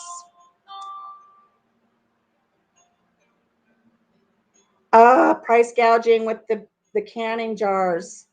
I don't need jars, but I need lids. And I don't need lids, but I want to be smart and have lids. I did go to the Amish market last November, and they had 2 sleeves of lids left. 2 sleeves of, it's a tongue twister. I cannot say 2 sleeves of lids left, But I can say, and this is for ML's Words of Wisdom from Wisconsin. Check her out. She's a hoot. She's like a Carol Burnett type of personality. She was doing tongue twisters the other day. See how I just go off and ramble? And she was trying to do tongue twisters. And so I cannot say the one I just tried to say that I can't remember because it's already floating out of my brain. But I can say, let's see if I can say it with this tooth missing. I slit the sheet I slit, and on the slitted sheet I sit. So see if you can say that one. I'm not going to tell you to do it 5 times fast. I will be impressed if you can say it once. I slit the sheet I slit, and on the slitted sheet I sit. Try it. See how many of you come up with the SHT word that you shouldn't say. I slit the sheet I slit, and on the slitted sheet I sit. And bonus points if anybody knows where that's from. I'm not going to say where it's from, but I want to see if anybody will put that on. My tooth is doing good. It's doing much better. The issue I have during this live is trying to say things while this tooth is missing. I had a tooth pulled, and for some reason, when I try to say certain words, it like sucks my cheek to my face, and then I slur. I sound funny. You think not. You're not going to do that tongue twister? Come on. Crystal. Hello, Crystal. I'm so glad you could join me. Crystal is a friend of mine back in California. I love her family. I've known her for, oh my goodness, for forever. Crystal, the pasta you want to get a hold of while you can out there in California, it is cremette, and they're the little rings. It's a 7-ounce box of rings. They are off the shelves out here. Can't find them. I did get 13 boxes, so I will be set for at least pasta for the next few summers. If I make one thing of pasta salad a month during the summer months, I'll be set for a few years. But if you like, I'm going to be doing a recipe on that little pasta salad. My sister absolutely hates macaroni salad. She will not eat it, but she'll eat this salad. She'll eat this pasta salad, and it's a macaroni type macaroni salad type of a recipe. She'll eat it. So if you can get those. But I'm also going to be doing the manicotti recipe that my friend was looking for manicotti and she couldn't get it. And I told her, I said, I live a couple hours away from Barilla. I'll go down there, straighten them out, make sure you can get some manicotti. She got her manicotti, and so I'm going to be doing that recipe as well. But I'm noticing even Hobby Lobby. I went to Hobby Lobby this last week because I was going to look for some rocks to paint. You guys who have just joined me, look, my rock is done. What do you think? This is going to go out in the garden on a beautiful sunshiny day. I will record it so you can see the gold. The gold is beautiful, but you just can't see it. It looks like baby poop yellow here, but it's gold in the sunshine and it's beautiful. Methinks me mouth and brain won't work well enough to say it. Come on, Biddy Boo. Biddy Boo, do it on your next live. Next time you go live, do it on your next live. And just say, I slit the sheet I slit, and on the slitted sheet I sit. Does anybody know what that's from? It's from a movie. Thank you, Garden State Gardener. I painted that. I painted that rock. My sister-in-law, I got this rock out of her garden. She gave it to me, and I painted it. This is the very first mandala that I've ever painted, and I'm going to be doing a video showing you each level that I did and showing how I put that together. But I love how I took the pink. Let's go to this one. I took the pink and then I lightened it and did another dot. And then I lightened it and did another dot. So these have 3 layers and it really gives depth to those. They almost look 3D. I love that. I'm really not, I'm crafty, but I'm not that crafty. I'm not a painter. My friend Debbie, her daughter is a painter. I'm not a painter. But if I can do this, you can do this. Get a little rock and the little craft paints. They're the ones at Walmart that are, like 50 cents, dollar. So easy. I got a polyurethane cover for it. I was going to resin it, but my gosh, resin is so expensive, and I just didn't know if I could warrant that cost right now until I know how I'm going to do with these rocks. If this is going to be a fun favorite pastime of mine and I'm going to do a lot of rocks, I'll probably step up to getting the resin. But for now, this is just for my garden. I won't be selling them or anything, so I'm not worried about quality sticking around. I'd love for it to last for quite some time, but we'll see how this does. But I did put some polyurethane on it. Resin, though, would be so beautiful, but I just can't see the cost. Thank you, Biddy Boo. Thank you, Dana. Thank you, James. An evil mind is where that came from. It may be an evil mind, I don't know, but that's not where I learned it. I learned that tongue twister when I was just a wee little thing and I was just this high. And that tongue twister is from The Jerk. And he says that tongue twister to Bernadette Peters. So that was where that one came from.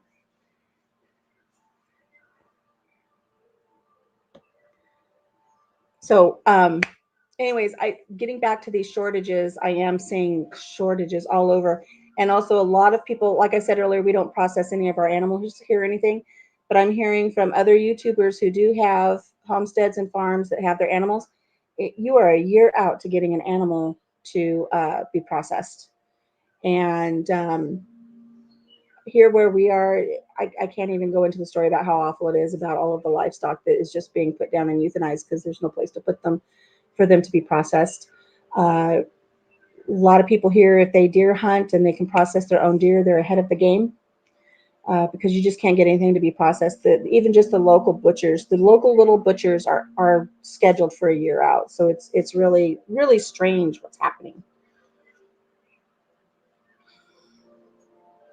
Use ear swabs and flat toothpicks, though, to do that painting. Yes, Steve Martin, The Jerk, James. You can do this painting with Q-tips or with the toothpicks. I chose to get, let me grab it because I do have it right here. My husband denies me nothing. He is so wonderful. I don't even know what got me thinking about doing these little mandala rocks, but I saw one day. It's like, I need to do that. And you can see my craft supplies back behind here. And what you can't see is right there. I've got a whole bunch of material where I do beeswax wraps for food storage. So I always have some kind of craft going on. But I saw those mandala rocks and it's like, I need to make those rocks. So I said, honey, baby, please, Big Papa, can you please go on Amazon? And so he got me these styluses. I'll try to do this where you can see without a glare. This is kind of like what nail artists, when you go to the nail salon and they make the little dots and flowers. Oh, I have a story about that. I'm going to tell you a story about that. But see, they have these little tips on them, these little dots. See, right there. See those little dots? They have graduated sizes on them. And so I have all of these little styluses so I could do the teeny, tiny little dots. And like I said, I'm going to do a video to show you how I did that rock so you can follow along and do one yourself. You don't have to get these, but these were $7 or something. They're very inexpensive. But you can use Q-tips. You can use toothpicks. And then I need to clean these up. I'm embarrassed that I didn't clean them up. Then I got these little acrylic little rods, and they make great little dots too. But if you have plastic crochet hooks, the end of a plastic crochet hook works too, and you can make the little dots. So watch for that video because I'm going to start editing that. And I had so much fun doing this. It takes a little patience, and you can't beat yourself up over it. I have mistakes on this rock, but I don't know that you can see them. And if you can see them, then you're too close. And I'll show you where the garden gate is. See there, right there, I can tell that that one's a little flat on those dots that I did. But if I can do it, you can do it. They're so much fun. I'm going to do a little tutorial on them. Bye, Biddy Boo. Oh, wait, are you leaving or who else is leaving? Oh, DB Acres. Hi, love. I'm glad you were able to pop in. I'm sorry I haven't been paying attention to what's going on here. Jim is a great guy. Thank you, Crystal. I hope you come back soon. Bye, DB Acres. Hug your little duckies for everybody. The beeswax wraps are cute. Thank you. Thank you. I had somebody contact me about the beeswax beeswax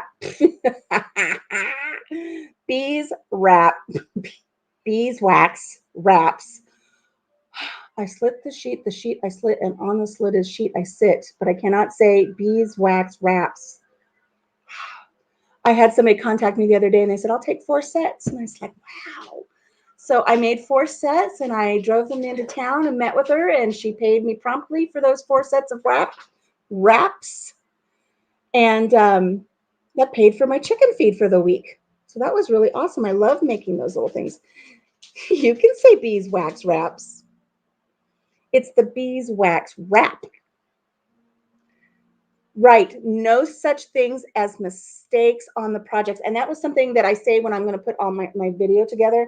I could say, ooh, I kind of messed that up, but I'm going to leave it. I'm not going to fix little boo-boos that are noticeable to me because that's the only way you can gauge your growth. So this is my very first rock. And then when I get to my 5th rock or my 10th rock or my 20th rock or my 100th rock, I'm going to be able to see the growth. If I tried to make this rock perfect my very first time out, I would frustrate myself and I wouldn't be true to myself about the process, the growing process. Scott is back. See, 2 T's, 2 and 2. I remember Scott's back. His internet went down. Our internet goes down here all the time here too. Ooh, speaking of, hang on, I gotta go grab my power cord. I was gonna grab something else to show you, but I didn't want to get up. But I have to grab my power cord or I'm gonna lose you guys. Talk amongst yourselves. I'll be right back. Think of something for us to talk about.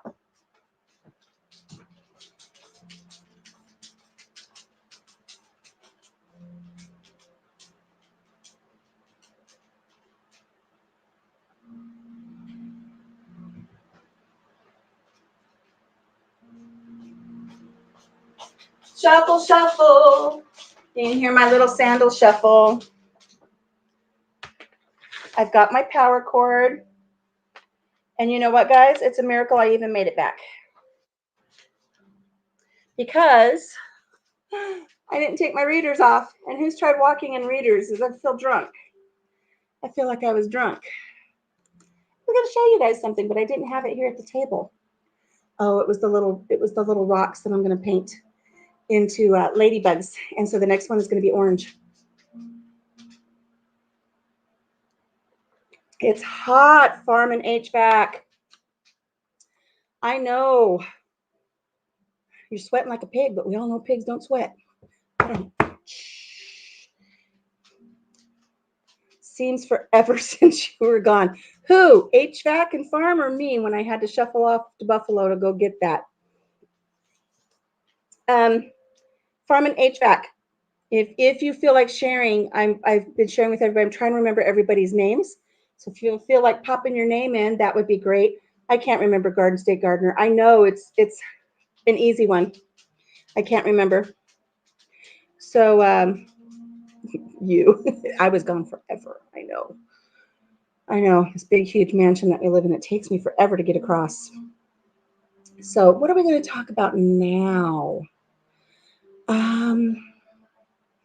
Usually I can't shut up, but now at a moment there's a pause, and I'm trying to think of things that we could talk about. What's going on with the farm? So much has happened. My deck, DECK. Some of you may have seen the video earlier where I talked about this horrible deck build that we had done where the guy, I don't want to talk ill, but it was a mess. And so my husband had to fix it. He had to take a whole week off of work to fix this new build that we had done. And thankfully we had all of that done before the price of lumber went up. But a few weeks ago, I started power washing it, and I'm power washing it in sections. And I've been taking little bits of video so I can put that video together when it's ready. And then I'm staining it. So I've already gone through 2 gallons of stain, picked up 3 gallons more, and I will be continuing that on as we go. So the deck will be my summer project that will be done this year.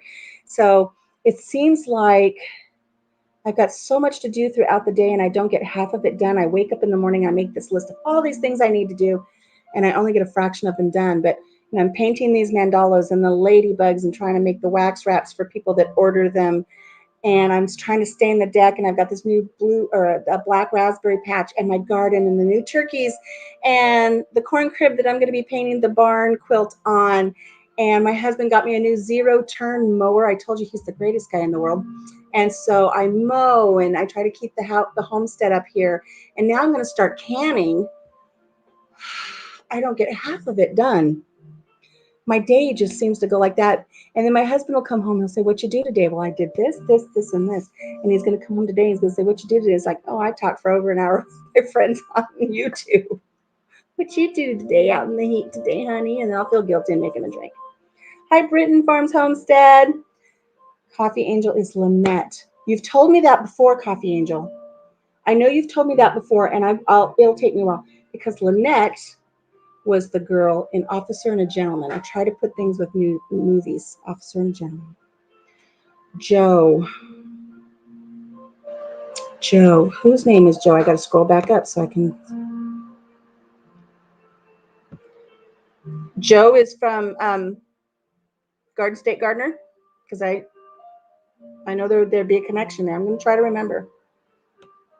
Daz is everybody's favorite. Farm and HVAC. Freddie. I'm not going to connect that to a movie because you know what I'm going to say. Maybe. So yes, canning season is upon us. Free time will be far and few between. Oh my gosh, I'm so excited. I actually got out my pressure canner. This will be my second year using this new pressure canner. It's a big 23-quart Presto.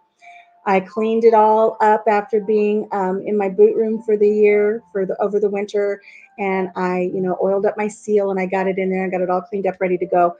How many of you? This is my deal now. How many of you actually take the pressure gauge off of your pressure cooker and take it to the extension office, for the county extension office, and have that checked? How many of you do that?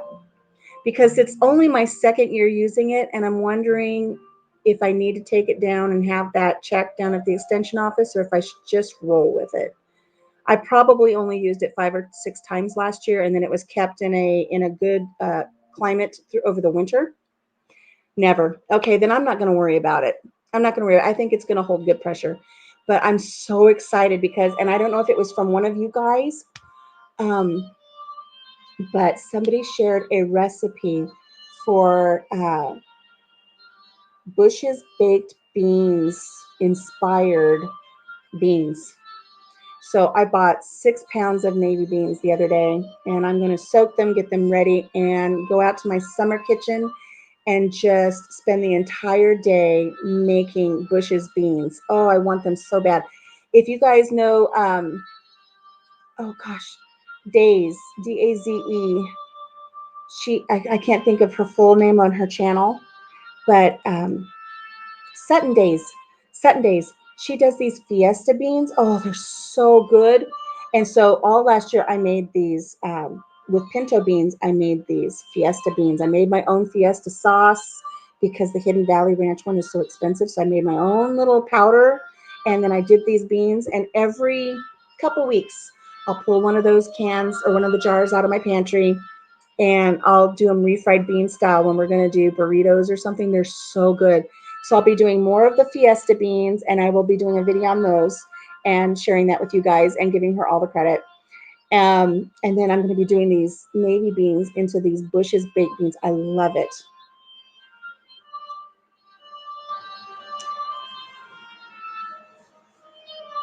You don't have extension offices. They're like an agriculture office, Daz. So like for your farmers, if they need to have their well water checked, or if they need to have any guidance with canning or agriculture or animals, anything like that have to do with nature in your surrounding area. Maybe it's called something different down where you guys live. I don't know. But they're extension offices here in this part of the United States where I live. Somebody's talking about tomatoes. Hey, Mr. Boots, how you doing? I enjoyed your live last night. Last night, I got smurfed. Steven over at Boots and Bounty smurfed me last night. That should start a conversation. That should get some eyebrows going. If my friend Debbie is here, she knows that I get myself in trouble all the time for saying things that get people talking. Rumors start. But Steve over at Boots and Bounties smurfed me last night, and I was very excited to finally be smurfed. Round of applause for being smurfed last night for my first time ever, and I tried to do a good job for them. What it is to be smurfed is Stephen made me a mod on their channel so I could kind of help out a little bit while they were, and I don't have any mods on here today, and thankfully we don't have any trolls in here. If you guys showed up for my last video, my last live, we had a guy pop on, and you know it's a troll, it's not real, but he claimed to be a 1980s porn star. And he said he would keep everything G-rated, but it was very funny to have him pop in. I got the wrench. Yes, I did, James. I got a wrench. Nothing like a good smurfing. Isn't that true? And yes, nice underwear. Steve had some nice underwear on last night, and then I got smurfed. I got hammered. I got the wrench. So that you have never done that. See, now I'm back to where somebody got a new recipe for sweet and spicy pickled cherry tomatoes. Oh my gosh. Britain was it's not Lynette, that's coffee. I'm telling you, for you guys who don't know, it's because of my chemo that I cannot remember things like I used to. Was it Freddie? Freddie's HVAC? No, Freddie is HVAC. I can't remember Britain. Anyways, Sutton Days. Yeah, that one's a good one. Oh, I would love to have the recipe for that sweet and spicy cherry tomatoes. I have 2 Sugar Rush cherry tomato plants that I planted this year. It's my first year growing cherry tomatoes. Last year I had early girls and I had Romas, and they did beautifully in my tiny little raised garden. I think I brought in like 30, 40 pounds of tomatoes. And those were just the ones that popped in the freezer, not counting the ones that we would do homemade margarita pizzas. Oh my gosh, those are so good. I'm so looking forward to that. I'm growing my own basil again this year, and I'm growing the Roma tomatoes. And I love, we make our own pizza dough, and my husband brings out the kettle grill, and he has a big slate, a big piece of, I don't know what it is, but we put our pizza in there, and he slides it into the oven for his kettle grill, and we do our own. And he puts hickory. He puts hickory down in the ashes, and so it's a smoked pizza. Oh my gosh, so good with the homegrown basil and the homegrown tomatoes. I am so looking forward to that.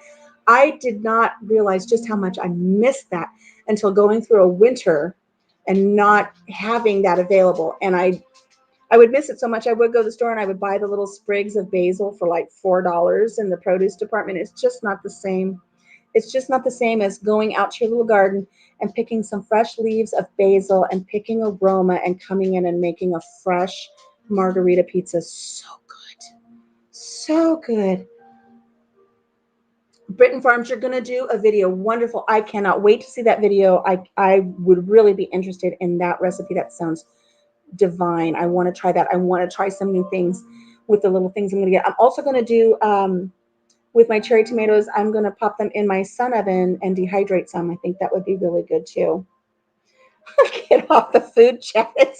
Okay, one more thing on the food chat, Daz. I'm sorry. I know it's a different time of day where you are, and you're going to get the 2 a.m. munchies. The other thing I was going to talk about is Gail's Country Living, Yogi Hollow Farms, and Granny Marino. They're doing a collaboration for summer desserts. And I was watching, it wasn't Boots and Bounty that did one. Oh gosh, who did one? It's Monica. Monica and Eric. Starts with a B. Can't remember it. See how my brain just goes. Anyways, they did a collaboration with themselves. They had a husband and wife dessert. So we're going to do that. Bland's Promised Land Ranch. That's what it is. Thank you, Daz. Thank you. You said you'd bring some summer drinks. Okay, so we're going to do the summer dessert one. We're going to do that collaboration. My husband's going to do a dessert, his favorite dessert, and I'm going to do a dessert drink. And so we're going to be filming that video this week. So if you want to get in on a really fun summer dessert collaboration with a hashtag, it'll all be put into one big file and everything. Go check out those three channels that I mentioned and see if you want to get in on that collaboration. I'm going to be doing that. Yes, Bland's Promise Ranch.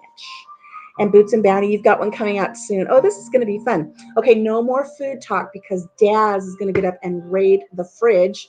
And when he does that, we all know that the dogs are going to start barking, and then the kangaroos are going to have a problem, and it's just going to be a mess down there. Yes, that chocolate trifle that she made looked really, really good. And you call your mind glitches your fibro fog. You have fibro fog, and I have chemo brain. And you just kind of learn to live with it, and you hope that people just kind of roll with it.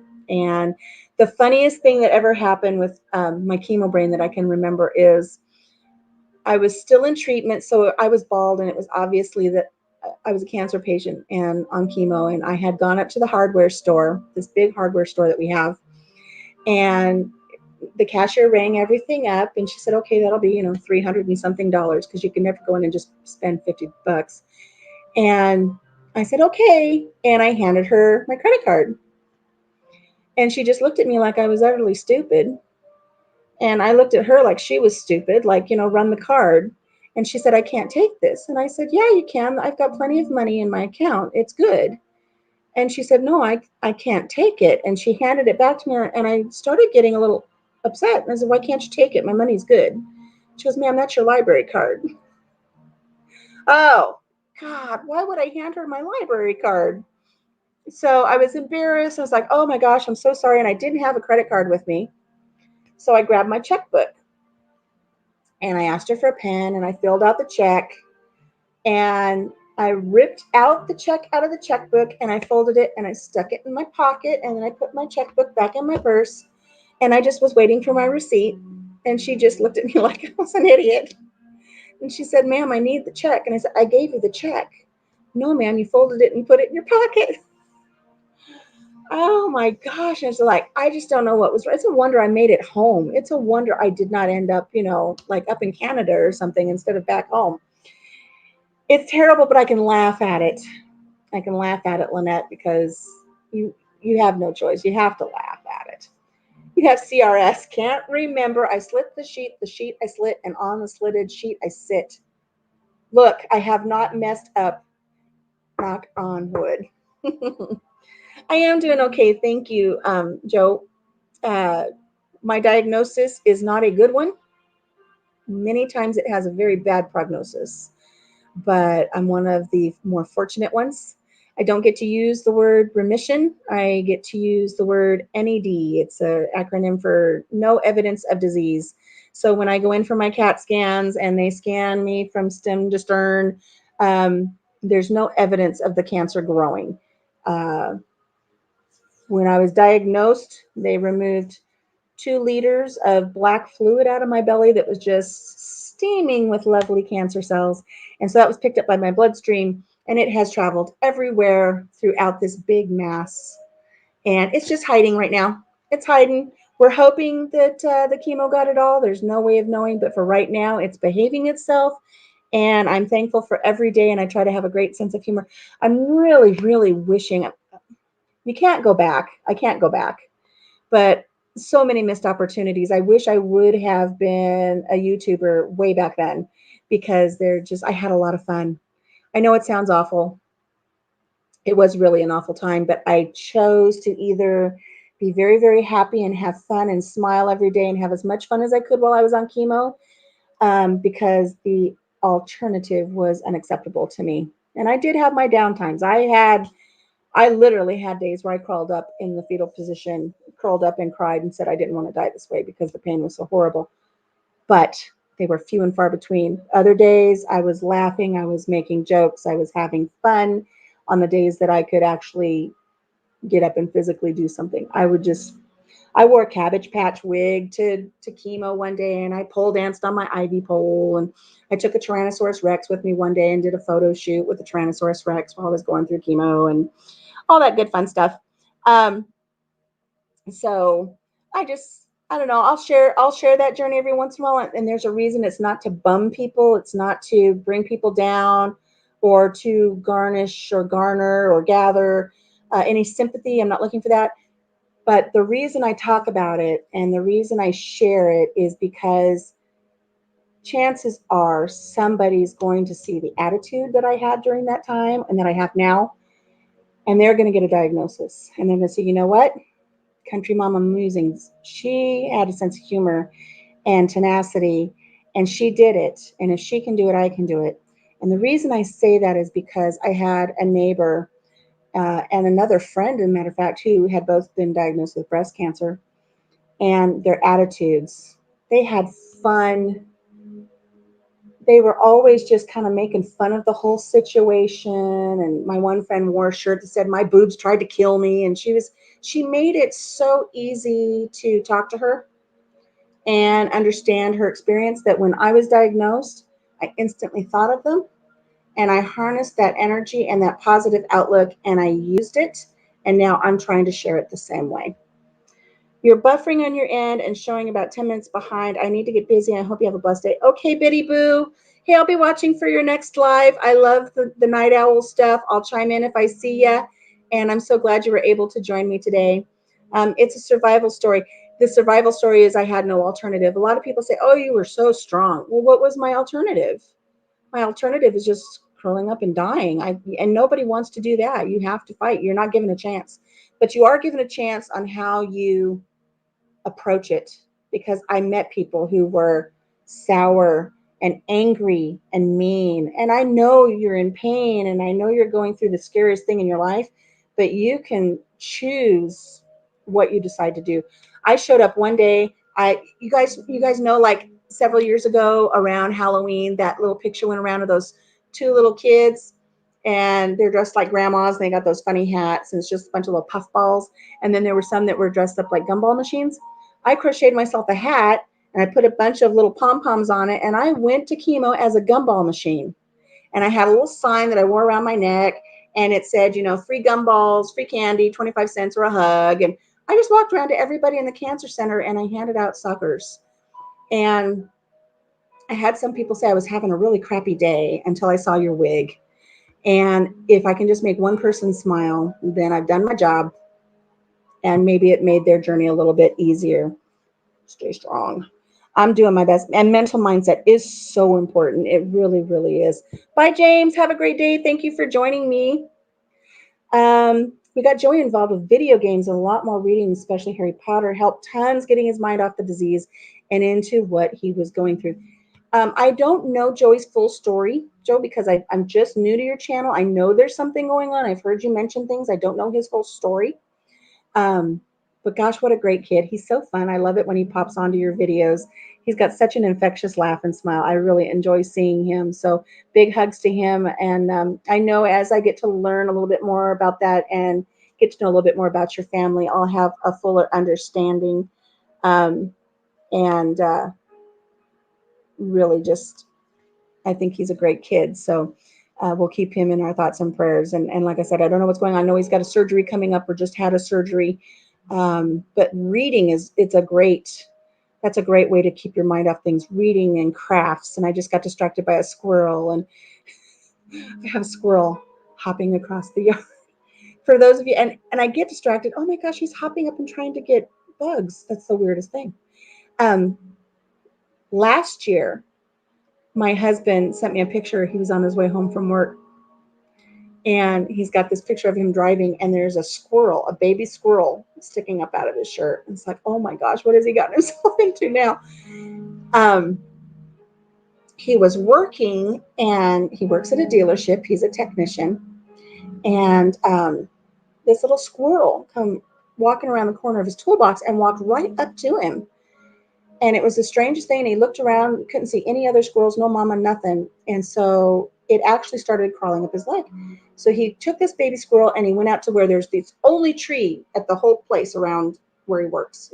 And he put the little baby at the tree. I think he put it up in a little branch, hoping that the mother would be there and that the mother would claim the baby. And that little squirrel ran down the tree and followed him back into work. And before he got back into the shop, it crawled up his leg again and it just crawled right up and it just sat with him. He said, well, he guesses that's his squirrel now. So he brought the squirrel home, little tiny little thing, just this big with a little tail. And we got everything we needed to feed it and take care of it. And oh my gosh, he spent like $200 on a habitat for it and everything.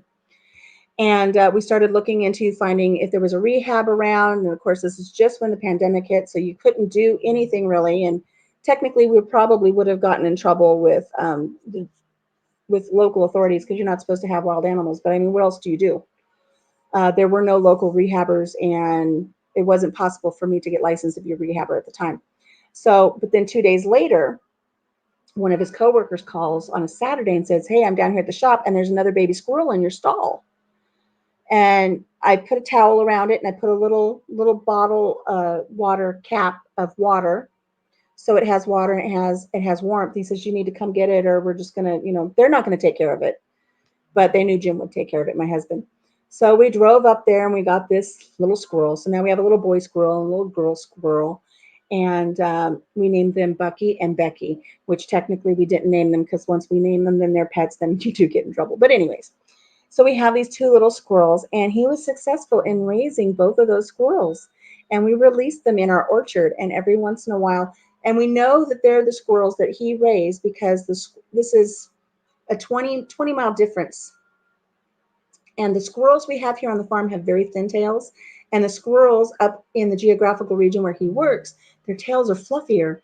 And so when we see squirrels running around, we know, okay, that's one that's kind of native to growing up here on our farm. But when we see the two squirrels, fluffy tailed squirrels, I slit the sheet I slit, and on the slitted sheet I sit. When I see, now you guys are going to think I'm OCD. I'm really just trying to see if I can keep it together. When I see the ones with the fluffy tails, I know it's either Becky or Bucky, or sometimes it's both of them. And sometimes there will be a third one, and they run in circles all around the orchard and chase each other up the trees and stuff. And it's so nice to see that a year later, we still have those little squirrels living here. Squirrel! I know what movie that's from. We watch it all the time. He knew where the nuts were. Boy, you know that's the truth. My best friend, a gardening student, had breast cancer. Got expanders Monday. I know you were talking about that, and you were at her herb garden. You were talking about her journey, and when you said that you had gone over to her place and her herb garden, you'd gone like this, and you was like, her herb garden's kind of wild, so I had to go clean it up. I thought you were talking about her hair, and I was going to start chiming in saying, oh, I wish I had gotten. I didn't get the curly hair after chemo. I have very straight hair. When it came back after chemo, I thought I would get that chemo wave or that chemo curl, and that's what I thought you were talking about. Didn't get it. It's just straight as an arrow. And I even curled it this morning, and it's just not doing anything. But it did grow back gray though. I did get salt and pepper gray hair when it came back from chemo. But I do fun colors with it. I do all kinds of stuff. This is not my husband's favorite color. I think the next time I color it, I'll actually go into the salon and I'll get it done the way he likes it. But one thing I like, and Mr. Boots and Bounty, and also Yogi Hollow Farms. Both of those gentlemen have referred to that lady with the pink hair. And then their wives will say, yes, Country Mama Musings, the lady with the pink hair. So I think I need to keep it pink. And I'm thinking about getting some t-shirt designs started because everybody's doing t-shirts. I really did get a nice shout out though the other day from Tim at Ridge Life, and he said, you're doing good. You don't need to focus on the t-shirts right now. You got a good channel. You got good content. Just keep going with what you're doing. And I really appreciated that because he gave me a really great shout out the other day. But I'm still in the back of my mind. I'm thinking about what I want to do for a logo for my channel for Country Mama Musings. And some of you, well, only my friend Debbie would probably know this. I went through a stage in my life when I lived in Southern California, and it wasn't too long ago, but I'm going to say 10 years ago, where I dressed pinup every day. I would wear the skirts with the cherries on them and the cute little sweater sets. And I did my hair in victory rolls, and I wore the cute little pumps, and I did, the winged eyeliner, and I would dress pinup every day. And where was I going with this story? It just flew right out of my brain. Right out of my brain. Anyways, I used to dress pinup every day. Shirts. Shirts. I'm thinking I want to design a Country Mama Musings shirt. Go with me on this and see if you think this would be a doable idea. I kind of want to do a Rosie Riveter kind of a look with my pink hair, and how Rosie Riveters, got her we can do it kind of thing. And I want to have like a little chicken sitting here. I want something to incorporate the farm. A chicken, maybe a little piggy under this arm, maybe a piggy under this arm and a chicken on this arm. Do a little Rosie Riveter thing with the bandana, because in my videos, a lot of my videos, I'm not wearing a headband, I wear a bandana. I'm thinking that's what I want to do, and I want to do it with pink hair. So that's kind of where I'm going. If you have any ideas for what you think would be a good logo. Wouldn't it be cute to have a barn in the background with the barn quilt on it? Oh my gosh, it just keeps growing. In the background, the barn with whatever barn quilt is the winner for the barn quilt contest. Me in the foreground. Oh my gosh, you have to have a tractor with Big Papa on it in the background. Me in the foreground with the Rosie Riveter thing, holding a pig and a chicken on my bicep. That's it. Now I just have to design it and I have to get somebody to help me design it. I think that would be a fun t-shirt. I don't know if it's even possible, but that sounds like fun. Go for it. I think I might just look into that. I think what I'm going to do, tell me what you think of this, Joe. I'm thinking, do I design my t-shirt at 400 and then do a giveaway at 500 with a t-shirt package? T-shirt and something else from the farm. That would be kind of fun. Barnyard Strong. Oh my gosh, if I would have known that before I came up with my Barnyard Strong, that's a good name for a channel too, huh? I like Country Mama Musings. I like that. People ask me why I use the word musings, and sometimes people have trouble saying that word. It's because I like to tell stories. You just muse. I'm a muse. I like to tell stories. I like to just, I should have been Country Mama Rambling. I don't know. Anyways, but just Country Mama Musings. Um, I thought long and hard about a name, and then that one just came to me one day, and I thought, that's it right there. So I like using that one.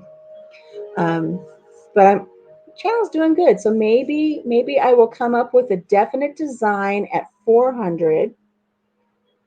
I think it will, huh? I think if you have everything in the background, almost like maybe in a silhouette with the barn quilt on there, and then me in the forefront as a Country Mama Rosie Riveter. I think I'm onto something with your guys' inspiration. I think that's where we're going to go with it.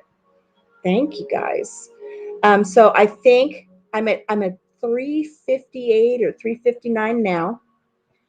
I think I will definitely commit to having t-shirts done at 400. Maybe I'll do a giveaway after that, or maybe I'll wait till 500. No, it's not. You want me to sing? No, you really don't. Trust me, you don't want me to sing. And see, when you say things like that, it brings back memories and it brings back stories. And I remember being in choir in the 5th grade. I loved to sing. And I was in choir in the 5th grade and I was an alto. And anybody who's ever been in choir knows alto is in the lower range and I find it to be very flat and monotone a lot of the time. And I was an alto and we were having little, not auditions, but you had to go before the choir director and sing Silent Night or something. So he would know where to put you, whether you're a soprano or an alto or whatever. And I sang and I was so proud of myself. I mean, 9, 10 years old. And my name is Alicia, for those of you who don't know. And he just looked at me and said, Alicia with a pickle on top. I was sour notes. Sour notes. I'll never forget, just Alicia with a pickle on top. And he said it so endearing. He said it so sweet. And I know it was an underhanded jab, but I didn't take it that way. I thought, oh, now I have a little nickname to go with the whole thing. And he didn't give anybody else a nickname, but I was Alicia with a pickle on top. And that year in 5th grade, we actually went on a televised thing. And of course, I never saw it because this is before we had things to record things. We didn't have VCRs and stuff. This is in the 70s. And so I was at the presentation and it was recorded on live local TV and my parents were watching it at home. And oh, they said I just had so much fun and I caught everybody's attention. And I know based on what they told me, have you guys seen that video of that little girl with the glasses? And she's like, eyes shut, elbows back, a weenie whack, or whatever the song is. And everybody thinks she's so adorable and fun and she just steals the whole show. I know that's what I was doing because I remember being up on those steps and just really just singing my heart out and moving and grooving. And I had so much fun with that. And sometimes people will send me that little clip of that little girl or anytime there's a little kid that's just really getting into a performance and they say, I see you. When I see this, I see you. It's like, yeah, it's true. My friend Debbie can attest for that. Oh, Scott, you're using your cell data. I hate that you're using your cell data, but I'm a little, impressed. You want to hear? Oh, I don't sing. I love to sing. I sing all the time. I sing in the car. I sing all kinds of things. I don't. Okay. I got a pickle. I got a pickle. I got a pickle. Hey, hey, hey, hey. And I went out to my garden the other day, and then I had two pickles, and I wanted to put it up on Instagram with that little song with my little pickles that I was showing. And then all of a sudden, there were a whole bunch of them, and I was in my garden. I was singing, I got 27 pickles. I got 27 pickles. I got 27 pickles. Hey, hey, hey, hey. Oh, they're just coming in like gangbusters. And that very first pickle, the one that I harvested yesterday, it was growing so well. This is why my husband needs to be on my lives because he's so funny. You guys would appreciate him so much. He goes, how's that pickle doing? I said, oh my gosh, I've got a pickle out here and it's this long. And he goes, so do I. You can't say anything to him without him turning it into something naughty. And but he doesn't think he does well during the videos that we do together. People tell me all the time they love watching him. And that sexting video with the turkeys, oh my gosh, that was just gold. There are people just I get comments on that all the time. All the time. So there, I sang for you, Frankie. It was horrible, I know. So yes, country mama musings. Musings. So I had earlier I said I was going to share a story with you because we were talking about something and now I forgot what the story was. But I can save it for another time. We're almost to 2 hours. If we can stretch this out 9 more minutes, then I will get on with my morning. I'll let you guys. Oh, you have unlimited. That's good. Okay. I won't feel guilty then. I won't feel guilty if you've got unlimited Scott with two T's. Um, what else do we have going on here at the farm? I don't know if any of you saw that we had a new dog here on the farm the other day. Go check that video out. We have 4 rescue dogs, and my husband came home the other day and got something out of the mail and just scared all the dogs with it. So I put that we had another dog on the property here, and they still don't know what to think of him. He scares me to death with that thing. Oh, I know what happened on the farm the other day. Oh my gosh. The other day, our most recent dog, her name is Maymay. She wanted to go outside and I let her out. And usually I stand there and I wait for them to come back, but she likes to linger outside. And so I'll usually just kind of leave the door ajar a little bit and I'll check Facebook or I'll check YouTube or something. And I was sitting there and I heard this really weird noise and it sounded like my donkey. I've got a little donkey down in the pasture. He's a little miniature, about 35 inches tall. And I heard this really strange sound, but it wasn't his usual bray. And I heard it 2 or 3 times. I thought, what in the world is going on? What is that? And I opened the door and I had coyotes in the yard down by the pasture where my little donkey is. And I don't think they were in the pasture with him, but they were in the yard just outside the fence. And what they were doing is they were trying to call my dog out. They were trying to call my dog out. Either they were going to attack the donkey, and I let the dog out just at the best time. The dog knew something was going on, or they were trying to call the dog out. I'm not sure. But I have her on one of those boundary collars. It'll give her a little bit of a zap if she goes out past her boundary, and we have to because she runs. Um, so she couldn't get out to the coyotes, and the coyotes were just on the edge of the yard trying to call her out. Oh my gosh. And I realized what was going on, and I grabbed a flashlight and I shone the flashlight out, and I caught the reflection of at least 3 or 4 coyotes out there in the yard. And ran and got my husband, and he got a shotgun and he went out there. And of course, by the time he got up and got the shotgun and got out there, they were up the road a little bit. That's the first time in 7.5 years that we have had coyotes actually on the farm. We've heard them, we've never had them before. So we went down and checked on our little donkey, and thankfully they didn't get in there. They didn't hurt him. But boy, that was scary. So now we've got the shotgun out every night. We're on high alert and we're listening to make sure they don't come back because they must be really hungry if they're coming up onto the farm. They've never been here.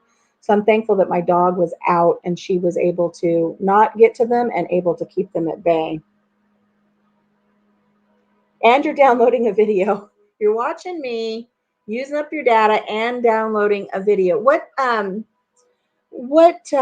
editing programs do you guys use, and what websites do you use for your music? I would love to know that. I am on my laptop here. My son set me up with a laptop. I live in Iowa, if you're speaking to me, Joe. I'm in northern Iowa, just a little bit south of the Minnesota border, if you're speaking to me. Um, Flew out of my brain. Oh, I have this laptop that my son set me up with because he's the one who's been pushing me for a couple of years. Mom, you got to do a YouTube channel. Please just do a YouTube channel. And I didn't do it and I didn't do it. And finally, decided to give this a go. So he has this laptop set up for me with Vegas Pro 16. So I'm using Vegas Pro, and no editing experience at all when I first started. No idea what I was doing. I still don't know what I'm doing, but I am getting much, much better. It's a pretty complex program, but I'm enjoying it.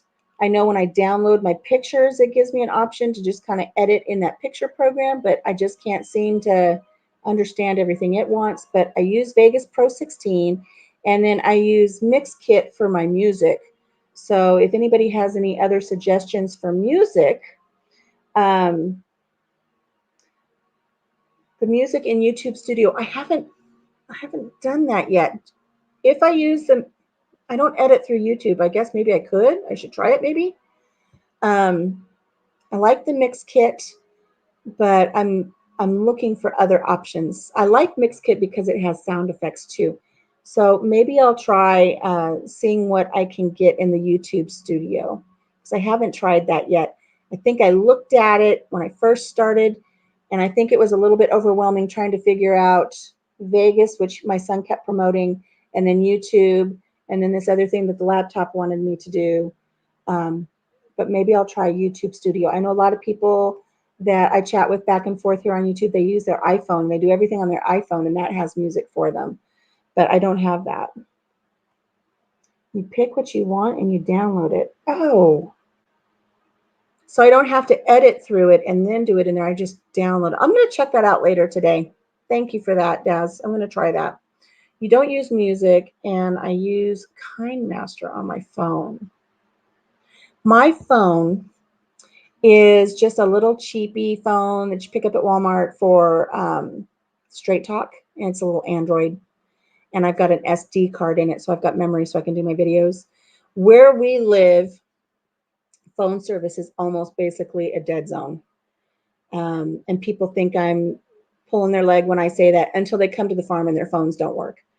Right now, my phone is very, very sketchy, and if I drop a call, I usually can't pick up a signal again for about 5 minutes. So I know the time will come where I'm going to need some help, and I'm going to have to log on to Facebook and say, somebody please send me a paramedic, because my phone won't work and I can't call 911. I know you can edit through YouTube, but I've just never done it, Lynette, but it's something to look into for sure. iMovie and YouTube. See, I have an iPad, so I know I can do iMovie on the iPad, but I haven't figured out yet how to get my videos off my phone and over onto my iPad, because I do all my recording with my phone. So I don't know. But I know I'll learn and I'll get better as I go, just like with my rock painting and everything else I pick up and try to do. You're not growing if you're not at least trying. So I'm going to try, and I try to learn a little bit more every day. So I will see if I can start doing these other things. I want my editing to get a little easier, a little smoother, a little more fluid. Tell you one thing I'm really enjoying are the little reels that you do on Instagram, because you can set it to music. And I did some bumblebee ones and some flower ones. I did a video the other day, and oh man, I wish I had the views on YouTube like I get on the reels on Instagram, because I did a simple little video of my chickens in my planters taking a dust bath, and it got like 10,000 views. If I had that on YouTube, wouldn't that be awesome? Every time I put a little short up, it's like, okay, this one, this is the one, this is the one that's going to go viral. The one of my husband, running around with a dog mask on, or the one of the bumblebee, this is going to go viral, and it never does. Someday it will. It is okay to highlight your channel on my live show. Oh, is it? Yes, I would love that. I would love that little bit of love. Thank you, Joe. I think that would be great. KindMaster is for Android, right? Or can I use iPhone with it? I don't know KindMaster. Somebody chime in on that. The KindMaster, whoever was using KindMaster. Um, you use iMovie. The issue, Scott, is not pulling the videos off of the iPad. The issue is for me to get the movies from my phone onto iPad because they have different USB ends. I don't know. I don't know how. I guess maybe I could get a connector that has the one to the other. I don't know yet. I edit on my PC. I can tell, Daz, that you used to be a photographer just from your beautiful bird videos. You can see that you have a great eye, and I really love that. And I've got a couple of videos now where I want to tag ASMR. I want to start doing some of that. Daz, I thought of you the other day because the sun was setting and there was this beautiful glow from my garden out into the orchard. And I've got just a little garden lights out there, and the birds were singing and the crickets were singing and the fireflies were dancing, and you could see them. Their little butts would light up every once in a while. So I videoed it for about 9 minutes, and I thought, "Ooh, I need to do that ASMR thing," but the birds didn't pick up, but the crickets did. So I'm still thinking that I might take that video and pair it with some Tibetan um, bowl singing and put that up just as a nice little relaxing video. I think that would be fun. Yes, Joe, you're kind. I appreciate that. I think that would they make an adapter. I'm going to look into the adapter. I didn't mean to put my finger in your face, but yes, I'm going to look into that because when I sit and I edit, I have to put my feet up in the evenings. Again, another thing from chemo. Um, and then I have my laptop in my lap, and it's so heavy and cumbersome. But if I can have my iPad, that might be a little bit easier for me, and maybe the editing would go a little smoother. So I'm going to look into that. So yeah, Joe, I think that you do share the love, and I appreciate that. And I will definitely chime in on Sunday. I think that would be a lot of fun, and I really enjoy your seed giveaway. Every time you spin the wheel, I feel like I'm going on a quest with Zelda or something. I love the music that goes with that. It's one of those things. Is that AMSR thing or ASMR thing? That music just kind of gets me all tingly because I feel like we're going on a journey. If you need to make people laugh, watch my spoof about growing money and wood. I will check that out.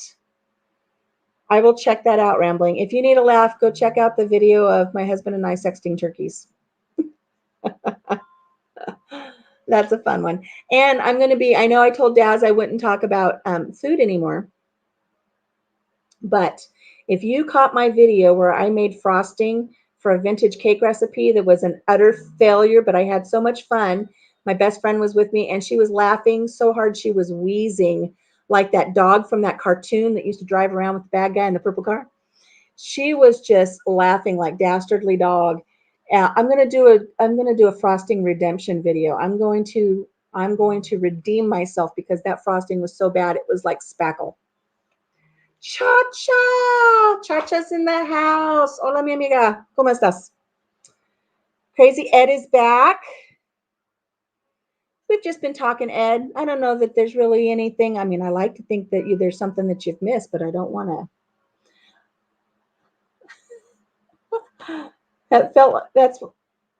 I was scared of my finger. That felt like my mother used to do. I was scared of my finger when I did this.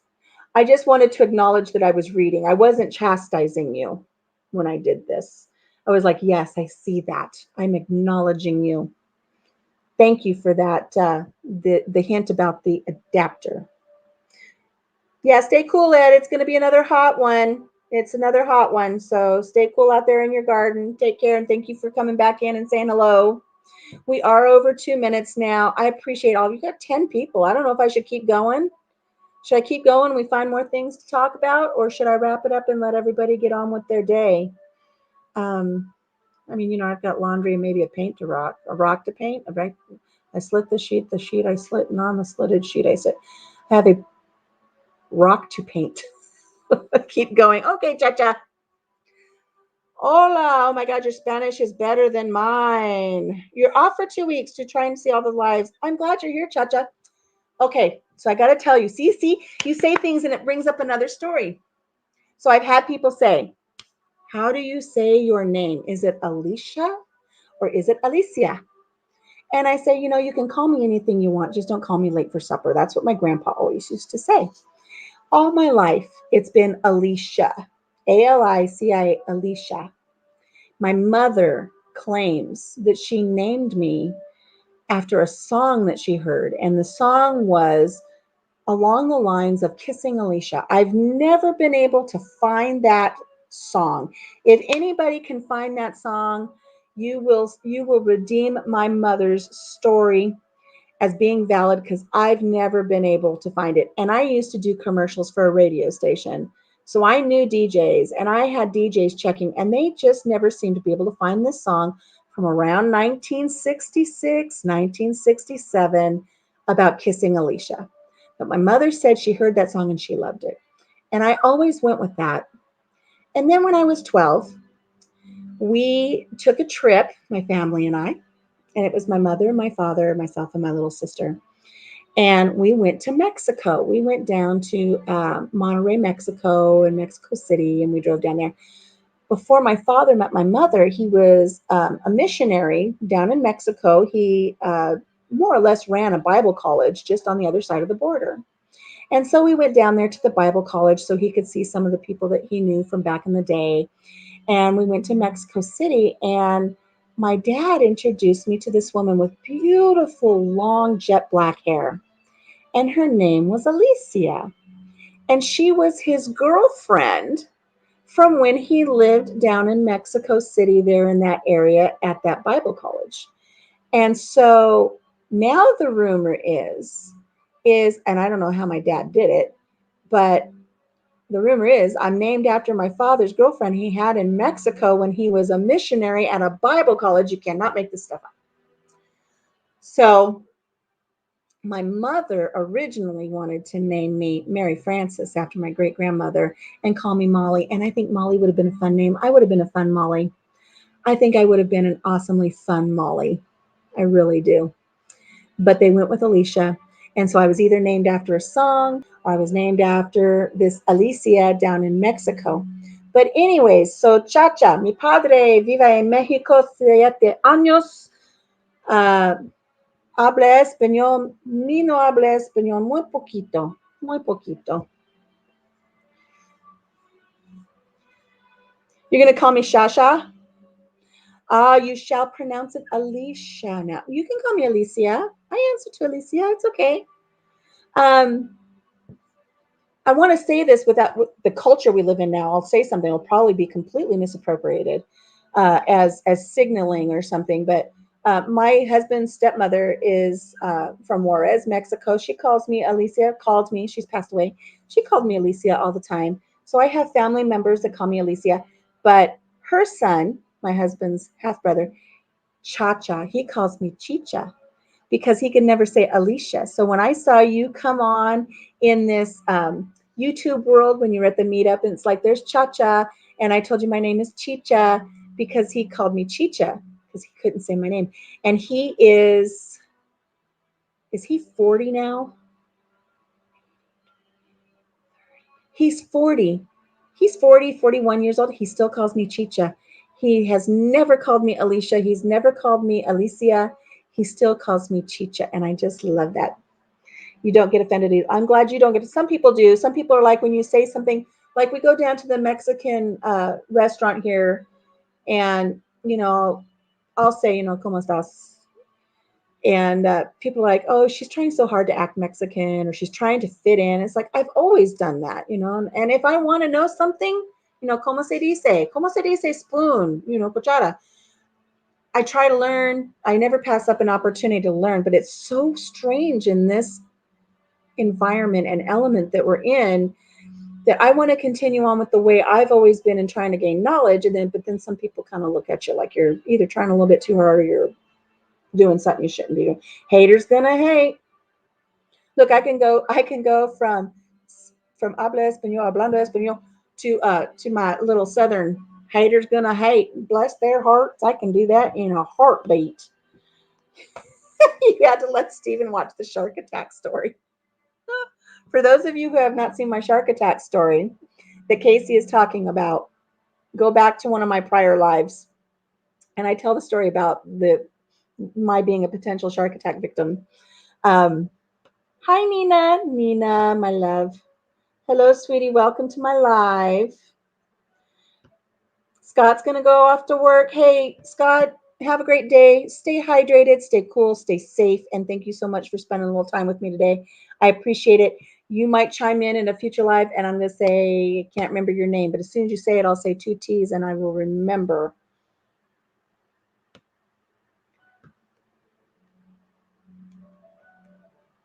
So,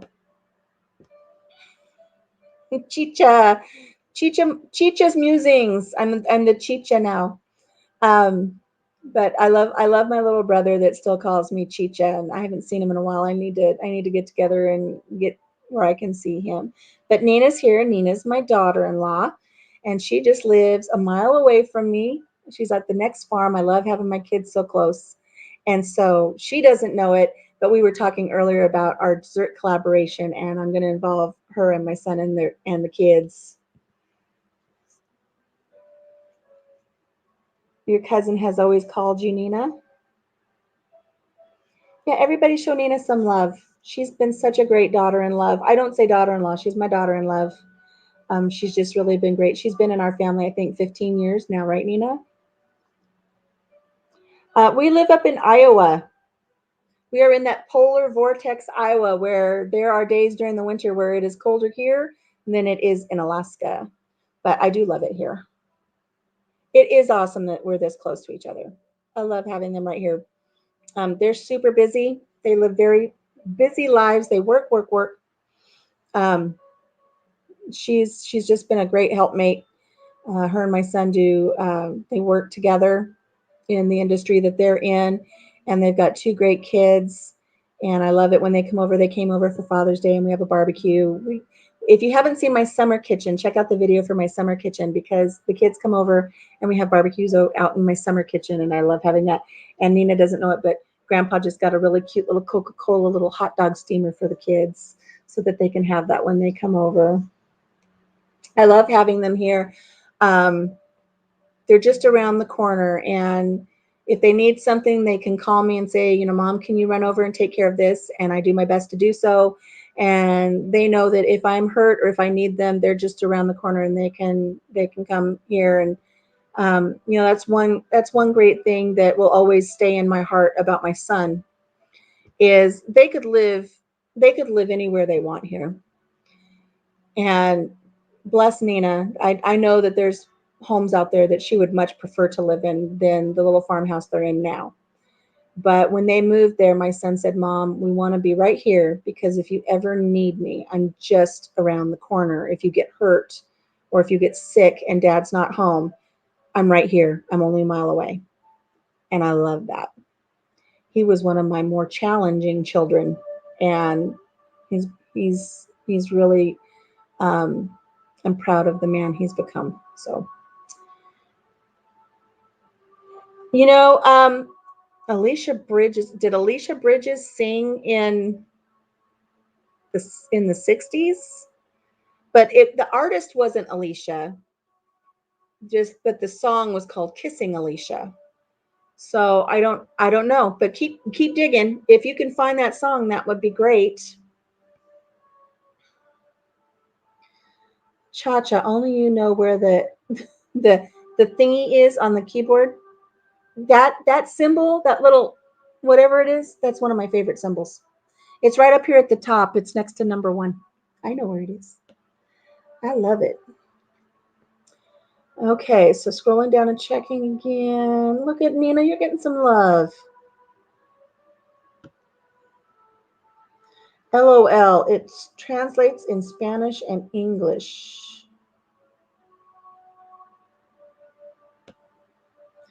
This little thing just kind of scrolls where it wants to go. So let's see. So I've got my little family that live right here. I've got another son and his young family that live about 20 miles away.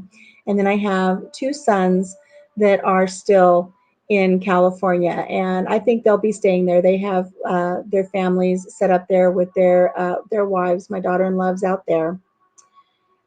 Lynette, thank you for joining me. I really do appreciate that you stopped by. I hope to see you again, and I know I'll see you in some other lives or some other things. I'll probably see you tonight, maybe at Life Ridge. Hi, Sweet Pea Farm. I recognize that name. I've seen it before, and I think when I saw it, I don't remember whose live you were in, but I wanted to get over to your channel. I need to get over to your channel and see if I can join you if I haven't already. Nina, Nina, like Nina's little girl. Nina, Niño, Mijo, Mija. My bad, adios, coffee and angels. I don't know if Nina's still here. She hasn't chimed in lately. She might have just been checking in while she was at work. That girl works. Let me tell you, that girl works. Those I couldn't do the work she does. She is strong. That girl's got it. She really has it. Yeah, I'll come over, Sweet Pea Farm. I'm not sure if I already have. I think I may have, but I'm going to double check it because I remember seeing your name in somebody else's live recently, and I thought that was really such a sweet name for your farm. I really like it. I almost want to say I've seen your videos, so it sounds so familiar. But I will. I will come by and I will check you out for sure, for sure. So, Cha Love, what have you been up to? You said you're off for 2 weeks. You are not in chat anymore, and I thought, oh my gosh, did I upset her? She's gone. I always blame myself when things happen. But Cha is part of Mahalo Ranch, and her and James, they have their lives on Taco. It's Let's Talk About It on Wednesdays, and sometimes I get to check in with them, and sometimes I don't. It depends on if I'm cooking dinner, because it's always right when dinner's happening. What should we talk about? See, I get these little lulls, and then somebody will say something, and I get off on a story. I get off on a story. We were talking earlier about my mom and dad naming me and how I was named after Alicia down in Mexico City. And I have a blog where I would write some of my stories. Yeah, go check out Casey and Steve's live. ¿Cómo se dice hammer? Chacha love. ¿Cómo se dice hammer?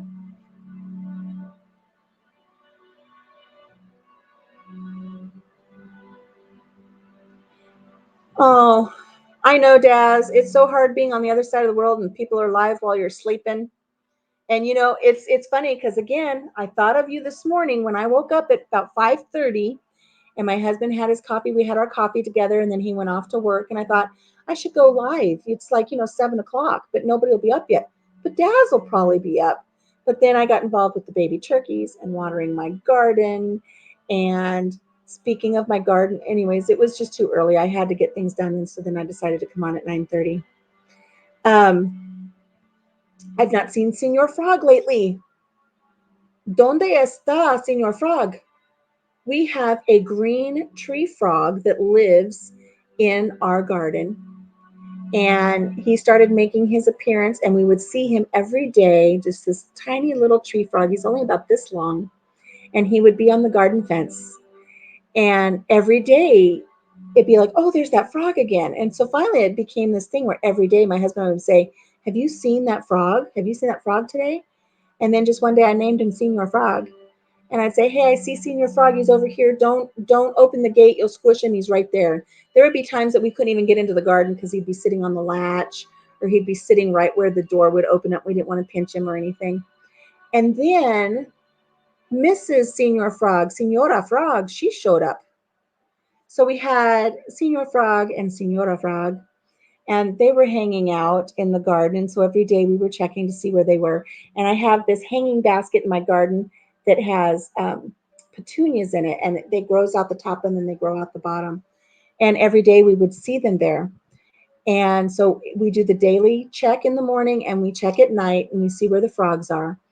And recently they had been really hanging out in the evening time on that little hanging basket. And I walked in one day and it's like, I'm looking around and there was this, I kid you not, this little baby frog about this big. And there's a little gap in that planter. And he had his little tree frog, little toes over the corner. And he just had his head just sticking up over the edge. And it was one of those, oh my God moments. There's a baby frog. So we had Senor Frog and Senora Frog had a little baby frog. But now, since the baby's been born, we don't see them as much. And if there's one baby frog, there's got to be a whole lot more. And I feel so bad because that basket is made out of like a nylon material. I got it at a thrift store. It was 50 cents, brand new, but it's already taken such a beating from the sun. It's turning white and it's starting to look a little threadbare. And I'm so worried that the weight of the flowers and the weight of the soil, I'm afraid it's going to come crashing down. And I don't know what will happen to my frogs. So I kind of want to transfer everything over into an iron hanging basket that I have, a metal one, very beautiful. But I'm afraid that I'll disrupt or hurt the baby frogs. So I'm leaving it alone in hopes that it won't fall. We're going to secure it. I know the time difference is a killer, Daz, but everybody appreciates it, whether you're there for the live or if you just pop in to say hello, or if you say something at a rewatch, or even if you don't get to watch the rewatch, watch the rewatch. People notice you when you chime in. They really enjoy seeing you. So even if it's just for a minute, just know that you're loved. People love it. Boots and Bounty had a couple of frogs last year. Lizards. Ooh, blue and brown with red heads. Are those skinks? The lizards that have the blue tails and stuff? I think those are called skinks when they look like snakes. You guys have frogs growing in the kiddie pool. My friend in Tennessee has frogs growing in their big above ground pool. She says there's tadpoles everywhere. They just bought this house and they bought it at wintertime, and when it came time to try to clean it out, she says the water is green and it's just teeming with tadpoles. So they go down every day and they try to scoop up as many tadpoles as they can, and they go down to a little creek and they try letting them loose in the creek. And I'm hoping that they're just not like fish food by the time they make it down there. But I have no idea. I've looked up a little bit about the tree frogs. They have like a life expectancy of like 7 to 9 years. And I know I've seen their little droppings on the garden fence before, but I thought it was a rat. These little frogs are this long, right? But their poops are like that long. It's like a third of their body. And they were these little poops all over my fence. And I thought, oh man, we've got a rat that's pooping all over the fence. And then I found out it was this tree frog. My friend Debbie is in Smyrna. She's in Smyrna, Tennessee. And she's from California. She's a transplant. She needs friends. But she's not near West Tennessee. But she's getting herself a little accent now. I love it. I know, poops, little frog poops. But now that they're not rat poops, when they were rat poops, I was like, ugh, rat poops. We've got a rat somewhere. We need to keep an eye out for a rat.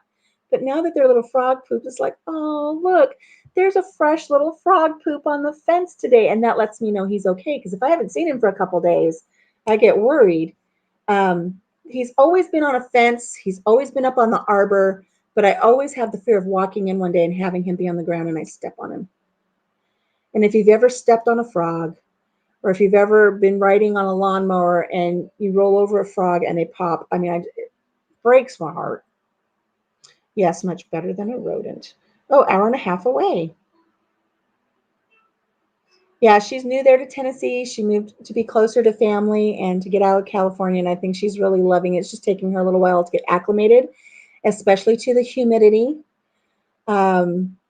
When they first moved there and they had some strange snowstorms blow through and people are telling her it's not normally like this, and she's like, whatever. And then you guys had a bunch of rain and some tornadoes blow through and they're like, it's normally not like this, and she's like, whatever. And now her air conditioning had gone out last week when you guys had all that humidity, and I know you still do, but she called me, she's like, I'm dying, I'm just dying here. She's used to 100 and 110 120 degree heat, but it's a dry heat where we were in California. She's not used to all this humidity. She'll be okay. She'll be okay, but I think she's going to have a much happier life being where she is, where her grandbabies are and everything. And I shared with some of you in one of my lives before about what brought us out here to Iowa, and I've just never been happier. I really love living out here in the country. We're on a farm to market road. I can honestly say I think I've only seen one car go by today. And Nina and my son around the corner, they're lucky if they get a car that goes by, except for the mailman all day long. And I just love being out here. I love being on this farm. And I love all my little animals. I know that Casey was laughing last night because I had to leave their live because I had to go put the coop kids up. And she thought it was funny that I called them my coop kids. So I got my coop kids, and then I had my barn kids, but then the barn blew down. So now I've just got CJ living down in the pasture, and he lives in his horse trailer because the whole structure for the barn blew down. So he lives in his horse trailer. He goes in and out. But we just ordered him a little carport. We're going to really secure a carport and build that up so he can get up out of the rain and the wind. And but he does really good in that trailer. Even when we have blizzards and stuff, he goes in there. He's just short enough that all of the snow just kind of blows over the top of that trailer, and the wind that blows through the slats, it goes right over the top of him. So he's down where he doesn't get that. You wear bandos? You mean bandanas? Is that what a bando is? I don't see her as being the bando type. She wears headbands a lot. I wear bandanas. I'm wearing a headband today, but I normally wear bandanas. But I love my bandanas. Um, but so we've got our coop kids. So right now I have 37 chickens out there. 3 of them are full-on roosters. So I've got 27 chickens, 37, 37 chickens. 30 of them I just got this season because chicken math is a real thing. I went to the supply store, the farm supply. I saw the baby chicks, and I brought home a dozen well summers, and they're from Holland, and they are the funniest things. They have mohawks on the top of their heads. They're the funniest looking chickens. They're really becoming beautiful, beautiful girls though. And then I went back to go get them some feed, and they had the Plymouth Barred Rocks. And it's like, ugh, I really love the Plymouth Barred Rocks. They're so cool. They're like little zebras running around in the backyard. So I was just going to get some, and I asked my husband, I said, should I get some? I wrote him while he was at work. He says, yeah, get some. I said, how many? He goes, oh, get a dozen. I came home with 18. Dozen and a half. So I'm going to sneeze. Pardon me. So I came home with 18 more chickens. So I had 30 chickens. So luckily, the first set has just gone out to the coop. Then I brought home these 18, and they had just gone to the coop, and we just cleaned out the playpen. And then I brought in the turkeys and the guinea fowl. And I've got a broody Betty right now. She's sitting on 4 eggs, and they should hatch any moment. I don't know what her deal is. I think, unfortunately, even though our roosters are very active, and I know they're fertilizing the eggs, um, she was sitting on 7. She's eaten 3 now as she got to the day 21. So I just think they weren't viable, and now she's eating them. But she's still got 4 under there, so we might get a chick or 2. I don't know. So, but I've got all those chickens in my coop, and then I have Joey and Monica. Phoebe does not come into the coop at night. She goes to bed out in the orchard. And then I've got the 2 Keats, a baby chick, and 5 turkeys in their little brooder out there. So and a potbelly pig. That's Sir Oreo Pigglesworth III. He lives out there in the coop with the chickens. And then I've got 3 ducks. So they're all in the coop together. So those are my coop kids. Oh, your turtle ate her eggs. Neck masks. Oh, gator necks. Okay. The gator masks. What do we call those? We have those too, and I like them. But do I call them gators? I wore them a lot when everybody had mask mandates, and I didn't want to do the masks over my ears. I wore the ones, the neck gaiters, but I don't know that that's what I call them. But I like to wear them because I can just pull them down and then pull them back up over my nose and mouth if I needed to. And then when I was working out in the garden, I just pull them all the way up and over, and it would secure my hair so I could work in the garden. I do like those. I like those a lot. But I don't know that we called them gators, but they are good. Red ear sliders. That's what kind of turtles you have. You should post a picture in Instagram so I can see them. You wear them on your head. I like wearing them on my head. I just don't grab them often. I need to keep them handy so I can grab them more. I usually put a bandana on, so I've got that Rosie Riveter look. I usually put those on in the morning when I get out to do things, or I'll put a headband on. But I'm I'm also debating if I should cut my hair. I've not had a haircut in over a year and a half. Maybe that's why it's having a hard time holding a curl. I don't know. But I just think I need to, I'm just going to leave it alone. Whatever.